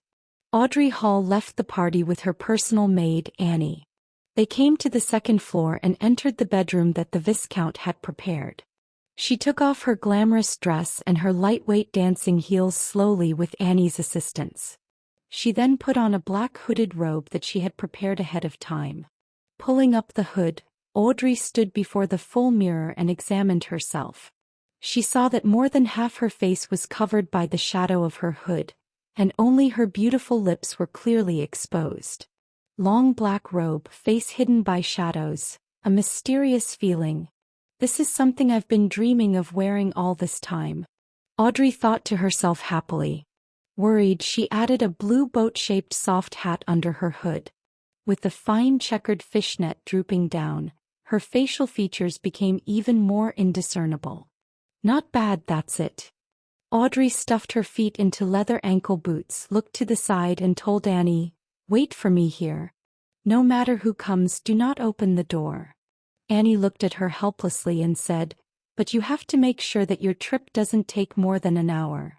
You should trust me. I have kept my promise every single time in the past." Audrey smiled and leaned in towards her personal maidservant. She hugged her and kissed her cheek as etiquette demanded. Then she walked quickly and pulled up her hood. Turning around, she exited the bedroom through a secret door. She walked all the way down and came to the side door of the Viscount's residence, where she saw that there was already a carriage waiting there. Glaint stood amidst the shadows as he glanced at Audrey and complimented sincerely, "By dressing up like this, you are really, like the description Emperor Roselle often used, very cool." "Thank you."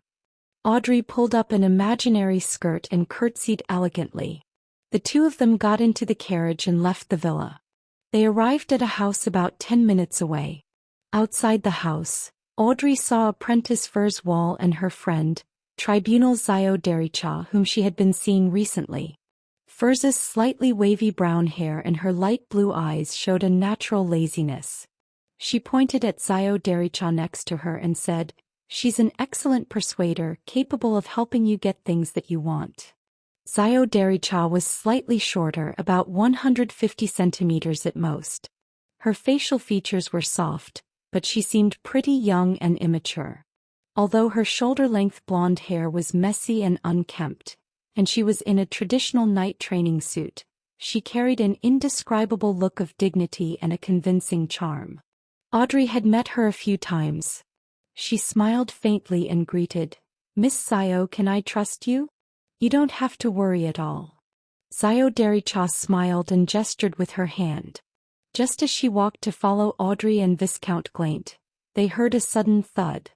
Audrey looked towards the source of the sound and saw that a triangular blade coruscating with a cold glimmer had fallen beside Sayo Dericha's leg. Audrey and Sayo Dericha exchanged looks, simultaneously at a loss for words. After nearly 20 seconds, Sayo Dericha quickly squatted and picked up the triangular blade and hid it on her body. "We have to prevent the occurrence of an accident. Some people lack rationality and they aren't convinced easily," Sayo Dericha explained seriously. Audrey nodded and replied with a clear voice, "I believe you. These are tools to convince those B** starts to talk to us calmly," Furs added, looking sideways at the grass plains. The quartet didn't continue conversing and walked a few steps forward. They knocked on the wooden door with 3 long and 2 short knocks. The door squeaked and opened. Slowly, using her spectator state, Audrey looked into the house that had many people sitting around randomly. They employed various methods such as hoods or masks to conceal their looks. Some didn't even bother and exposed their faces openly. Almost instantly, Audrey noticed a black-robed man on a single-seat sofa. That man wore a hood too, hiding his looks under a shadow. He looked at all the guests in silence, giving people a feeling that he was somehow in a commanding position. He is very confident, but his gaze is very disgusting. His gaze moved up and down my body like 2 slippery tentacles wanting to tear off my clothes. Audrey's senses were sharp. She carefully observed and made a judgment calmly, but she nearly had goosebumps. Furs introduced him. "That's Mr. A powerful beyonder, the leader of this secret gathering." "Mr. A? That sounds more like a code name for a criminal rather than a powerful man of mystery. Can't be compared to the Fool at all." "No, only gods or demigods can be compared to Mr. Fool." Audrey felt a sense of superiority as she thought about this. She looked calmly at Mr. A and spoke to Furs and Sayo Dericha with a hushed tone. "Are there any stories about this man?" The hooded Viscount Glaint was equally curious. Sayo Dericha replied sternly, "There were several such incidents in the past. Sequence 8 Beyonders, some even at Sequence 7, have targeted and tried to deal with Mr. A, but they've all mysteriously disappeared." "So he truly is a powerful Beyonder," Glaint marveled. They walked into the room as they spoke. The guards immediately closed the door behind them. After adjusting to the gas lamp's light in the room, Audrey saw 2 blackboards with several phrases written across them right in front of her. At that moment Furs, who had an unlit cigarette in her hand, whispered, "Those are the requests of the members of this gathering. You should be able to understand that many people do not wish for others to know what they possess to avoid being a target of greedy people. Thus, they write their requests or what they are selling as well as the rough price on the blackboards anonymously." Audrey nodded. She didn't care to observe the members of the meeting. Instead, she shifted her gaze to the words on the left board. "I need a pair of eyes from a mature manhell fish. The dust left behind by vengeful spirits, 165 pounds. 3 pages from Emperor Roselle's notebook, 20 pounds. Audrey couldn't maintain the state of her spectator when she saw that. She was as shocked as she was excited. These prices are too cheap," she thought in excitement and joy. As she walked, her gaze shifted as she saw other notices. Tears of an infant flower, 200 pounds. Mummy powder, 10 grams, 5 pounds. Fishman's secretion, 30 milliliters, 29 pounds. Formula for Sequence 8 Potion Sheriff, 450 pounds. Just too cheap. The Beyonder ingredients all cost less than 300 pounds. Audrey's eyes sparkled as she found a place to sit together with her companions. Sayo Dericha leaned over and whispered into her ear, "Do you have anything you want?" Audrey breathed heavily. Emperor Rosel's famous quote flashed through her mind, "I want it all." She had 2 elder brothers, rendering her eligibility to inherit the aristocratic title and the main portion of the inheritance null. But as a lady adored by her parents and brothers, she had property, farmland, pastures, mines, jewelry, stocks and bonds to her name. Together they were valued at £300,000. This was a part of her inheritance, but she only possessed them in name before her father, Count Hall, passed away or when she got married. Every year she received a corresponding amount from a trust fund. But even so, she could receive £15,000 to £25,000 a year, making her one of the richest women among the nobles in the entire Lone Kingdom. Of course, she had expenses she couldn't avoid as a noble. And now that she was receiving annual payouts, she could no longer pester her parents for money all the time. She controlled herself and answered with reservation, "For the time being, I have my sights on Emperor Rosel's notebook. I adore him, and I think that the special symbols and literature he created hold a mysterious power. It's just that we haven't found the correct way to decipher them." "Audrey, you are becoming more and more hypocritical," she added in her heart. Just as she had said that, a young man in a white shirt sitting near them stood up excitedly. He agreed with Audrey. "Yes. That's true. I've finally met someone who shares the same opinion as me. I'm the person with the 3 pages of the notebook and I can sell them to you right now." Audrey was at a loss at first before she replied with a smile, "Then please allow me to express my gratitude." She took out a pair of £10 notes and handed them over to the man, then received the 3 pages of Emperor Rosel's diary in exchange. Of course, no one here knew that they were part of his diary, and thus everyone generally called them his notebook. Audrey flipped through the pages after she received them and confirmed that the writing was similar to the previous pages that she had come across. She put away the diary and asked Zio and Furs softly, "Who can I look for if the notes are fake?" "Mr. A.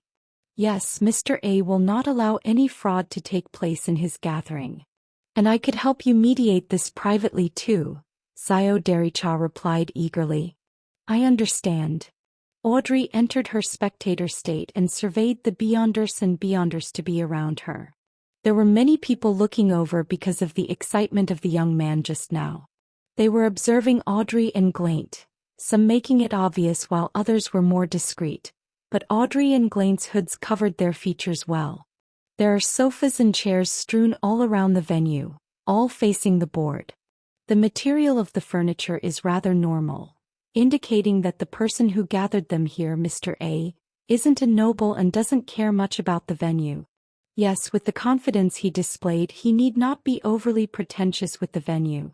Audrey looked around and calmly observed. Mr. A looks at all the ladies present, his gaze often lingering on those who have above-average looks. He's lecherous. Why is he looking at me so frequently? Can he see through my robe? Audrey was shocked at this deduction. She felt disgusted as if she had just eaten a fly. But her worries quickly eased, for she noticed that Mr. A was not looking at her body or the bodies of the other ladies. This means that his eyes cannot see through fabric directly. His sense of sight is exceptional. It's as if he's observing me at a close distance. With that ability, the hood won't achieve much. Audrey calmly observed the rest of the people engaging in their own deals and got an understanding of the circumstances of some of the people there. At that moment, Mr. A's facilitator walked over and whispered to Audrey's group, "You can write your requests on a piece of paper and pass them to me, or wait till the break later to write whatever you want to sell on the blackboard in the small room." Furs took a whiff of her cigarette and surveyed the surroundings cautiously. "Have you considered which Sequence 9 formula you want?" She had kept her promise and told Audrey and Viscount Glaint about all the sequence pathways she knew of. Audrey pretended to think before saying, "Spectator, I want to become a spectator. And I also want the advancement of Spectator, the telepathist." She considered the fact that she would have to come into frequent contact with Furs and Zio Dericha in the future, making it highly possible that they would realize that she was a Beyonder, a spectator. Thus, she decided to take this opportunity to reveal this to them and completely conceal the fact that the tarot club existed. Even though I'll be wasting some money, it'll still be worth it. Audrey praised herself. At the same time, she noticed that Xiao Dericha was looking at the blackboards from time to time. Her expression was that of desire and depression. Xiao told me that the corresponding sequence 8 to Arbiter was Sheriff. She's looking at the £450 price tag? Well, it's obvious that she wants the formula for Sheriff. She's already been an Arbiter for more than a year, and she has been unknowingly acting the role of an Arbiter. Her potion should have been digested already. All these details tell me that Xiao lacks money. As Audrey was deducing all of this, Viscount Glaint revealed his choice. Apothecary, I want the formula for sequence 9 apothecary. Feeling the gazes from Audrey, Furs and Xiao, he explained himself with a chortle. To me, health and not having to worry about major illnesses and harm is the most important thing. A rational decision. I once dreamed of becoming an apothecary. Furs sighed while smiling. She had a rather languid demeanor. After making the decision, Audrey and the rest wrote their requests on pieces of paper and handed them over to the facilitator. They looked on as the facilitator made his way around the venue and asked the other participants, collecting several other slips of paper. This facilitator then shuffled the notes and handed them over to his partner in charge of the blackboards, asking him to transcribe the information onto them. I need the formulas for potions spectator and telepathist. The price will be negotiated face-to-face. The facilitator would repeat the request 3 times after he wrote it onto the blackboard.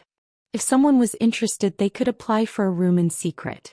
There would be facilitators helping them complete the deal. After waiting for a while, Audrey and Glaint didn't receive a request for a deal. They were rather disappointed. At this moment, a facilitator walked over to Audrey's side and handed her a folded piece of paper. It's from Mr. A, the facilitator said softly. Audrey unfolded the slip of paper and took a look.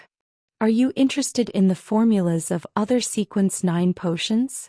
Audrey curled the ends of her mouth disdainfully and wrote on a blank spot, I am only interested in spectator. She folded the piece of paper and handed it back to the facilitator, then watched as he passed it back to Mr. A. Mr. A took a glance and didn't say anything, continuing to look over the rest of the members silently. But Audrey sharply noticed that he had secretly burned the piece of paper and allowed the ashes to fall to the floor. 15 minutes later, Mr. A said, Now we will have a break. You can interact with other participants freely. At this moment, the young man who sold Emperor Roselle's diary approached Audrey and said in excitement, I have already deciphered a portion of the Emperor Roselle's special characters and tattooed them onto myself, allowing me to gain some remarkable abilities. Are you interested? Audrey suddenly recalled that she had asked Mr. Fool if the special characters in the Emperor Roselle's diary possessed any unique abilities. Mr. Fool's answer was that they were useless unless a deity suddenly took interest in them. She looked at the young man in front of her and thought for a moment. She then probed, What remarkable abilities? The young man answered excitedly, I have become stronger and more healthy. Audrey looked at him in pity. I'm sorry, I have more trust in my own research.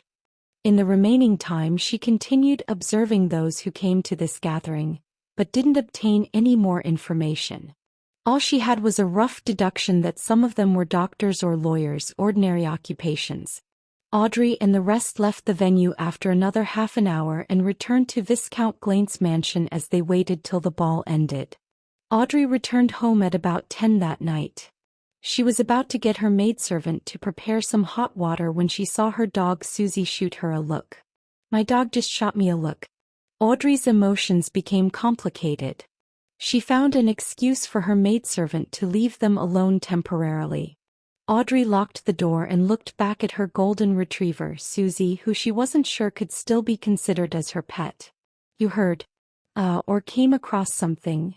Susie sat steadily and howled, reverberating the air around her. Yes, I heard the Count's discussion with a few members of Parliament in the study. They said that the king and the prime minister came to a mutual agreement. They will give up their revenge plan on the Fasak Empire in Balaam's east coast for the time being.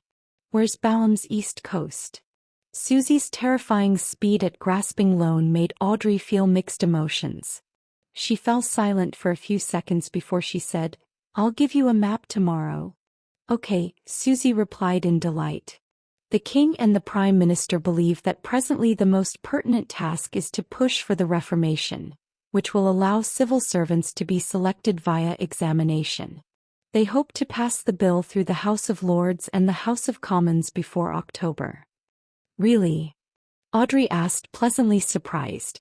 That was the first matter that she had managed to secretly guide after she became a spectator. Turning it into reality would give her a sense of achievement. Susie answered frankly, "I can't give you a definite answer.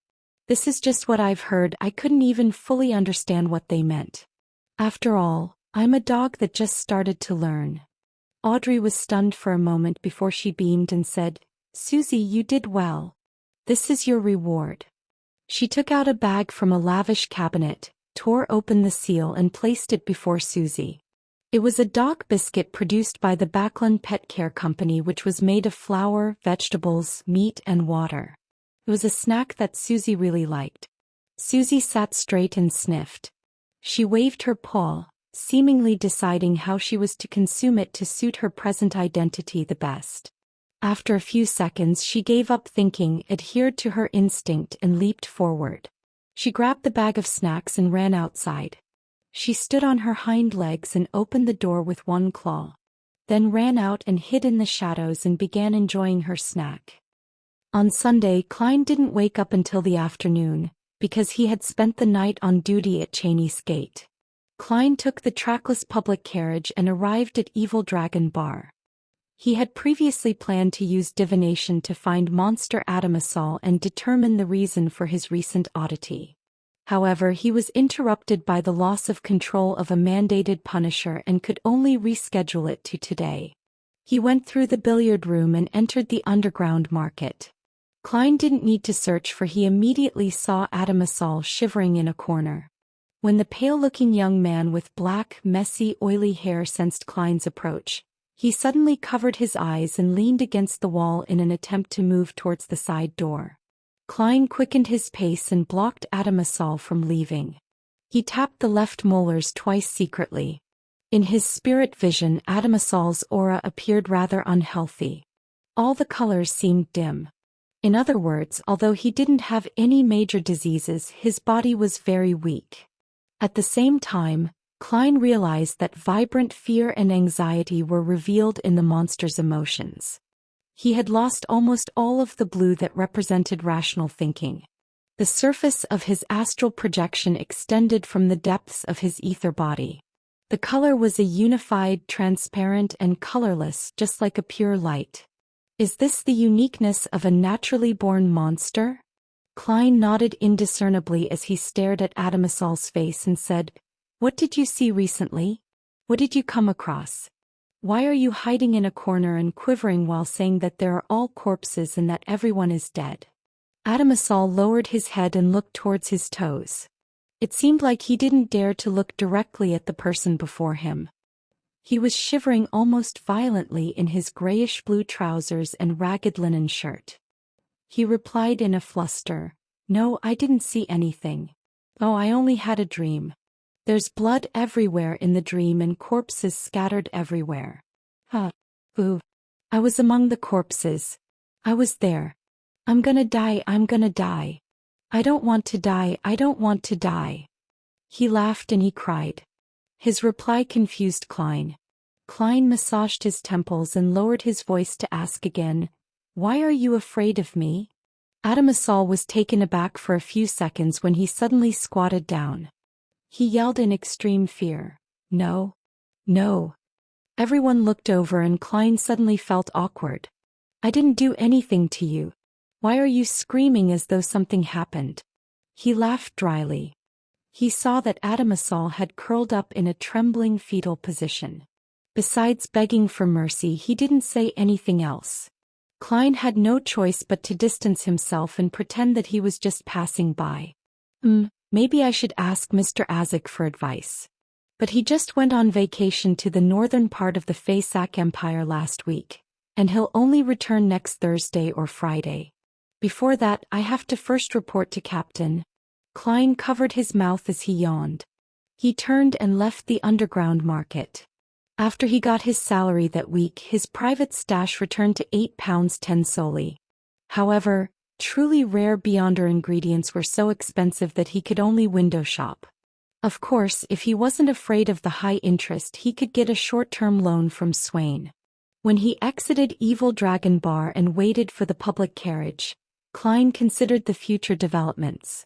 In another week, the £12 from my advance salary at the beginning will be cleared. The money that I bring home will finally reach £3 a week. Melissa will have no excuse about delaying the hiring of a maidservant. The other £3 will remain a secret, and I'll save up more money for myself. And I have to quickly get the telepathist formula or related clues from Daxter Guderian. I can use the excuse of giving an underling funds to exchange it for cash from Miss Justice. This could be done through an anonymous bank transfer. During the process, I'll cause interference via divination. That will be very safe and it won't reveal my identity. After getting on a public carriage, Klein didn't head to the Blackthorn Security Company directly but planned on heading to the Divination Club for 2 hours. It was part of the work needed to foreshadow his digestion of the potion. Plus, Klein was now considered famous in the divination industry. There were returning customers from the past and there were also referrals. On average, he would have more than 10 divinations in an afternoon. Hence, even though he only went twice a week, he could still make a profit of £0.50. To the impoverished Mr. Fool, it was better than nothing. Sigh, it's a pity that I made it sound too good at the beginning and fostered too perfect of an image. I can't just change my divination fees as I wish. While sitting in the meeting room at the Divination Club, Klein thought to himself helplessly as he drank his Psy black tea. With his present fame, people would still seek his services even if he charged for solely. However, as a seer that respected fate, he could only continue to charge 8p.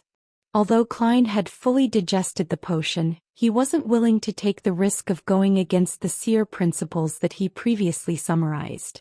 That included not obtaining excessive benefits from divination. After all, he didn't know if it would lead to losing control or other negative effects. The confidential information the Nighthawks had didn't include the concept of digesting. Thus, Klein couldn't determine if there was still risks after fully digesting the potion, or if he could do anything that was against the principle. Just as he was thinking about these things, the beautiful attendant named Angelica came in and walked over to him. She leaned down and softly said, "Mr. Moretti, someone wishes for your divination. Red agate room." All right. Klein had checked if it was a suitable day to visit the Divination Club before he came, and he had obtained a definite answer from his divination. He took his silk top hat, exited the meeting room, and saw his customer that was waiting at the door of the red agate room. The customer was a maiden around 16 years old.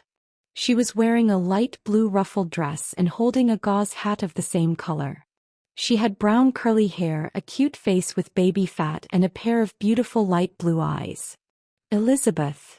Klein recognized his sister's good friend, Elizabeth, who studied at the Ivos public school. He had once helped pick an amulet for her and also resolved Selena's magic mirror divination incident with her assistance. Similarly, Elizabeth said in pleasant surprise, "Mr. Moretti, it's really you? I was wondering if it was you when I saw the name." "I am a mysticism enthusiast after all," Klein explained helplessly. Then he added, "Don't tell Melissa. Oh, Selena as well." The divination results showed that it was suitable for me to visit the Divination Club. Why did I run into Elizabeth? He shook his head as he turned around to open the door to the red agate room. At the same time he clicked his left molar twice. They entered the room slowly. After he took the seat of the diviner, he lifted his head to look towards Elizabeth. With just one glance, he creased his eyebrows. There was a faint layer of gloomy green in the maiden's energy field, a symptom of being haunted by spirits and wraiths. Klein made a calm judgment and asked directly, "Have you had nightmares recently, ones with repetitive elements?" Elizabeth, who had just locked the door and had yet to take a seat, was dumbstruck. It took her a long time to reply, "Yes. That's why I came here to look for you." Klein leaned back and asked, "What kind of dream did you have? When did it start?" "It began from the last 2 days of my vacation to Lamut town. Oh, our family has an estate there." Elizabeth was considered half a mysticism enthusiast, so she had better memories of such situations. "In my dream I always run into a knight in full black armor. He carries a huge broadsword and his face is fully covered by a helmet, so all I could see is a pair of glowing red eyes. In the dream he keeps attempting to get closer to me. Afraid, I run away, but the distance shortens each and every time." Klein thought and asked, 2 or 3 days before you had such a dream, did you get in touch with any antiques, ancient ruins, burial objects, or a mausoleum?" Elizabeth recalled and answered, I visited a mountain near Lamut town. There was an abandoned ancient castle. That's a standard opening of a paranormal novel." Klein lampooned silently as he pressed on. "Did you leave anything behind in the castle? Or did you take anything from the castle?" Elizabeth creased her beautiful eyebrows and answered moments later in uncertainty. "I got cut by brambles and bled. Does leaving blood behind count?" Klein nodded with a mask of solemnity and answered in a deep voice, "Yes."